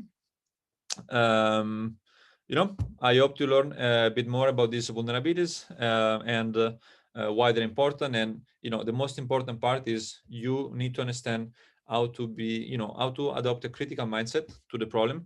If you see a news on some kind of website saying, oh, most powerful bug found in Edge and so forth, now you should have all the elements that are required to read the article, try to read the details, and try to form your own idea or your own opinion whether this bug is actually as bad as it seems or not.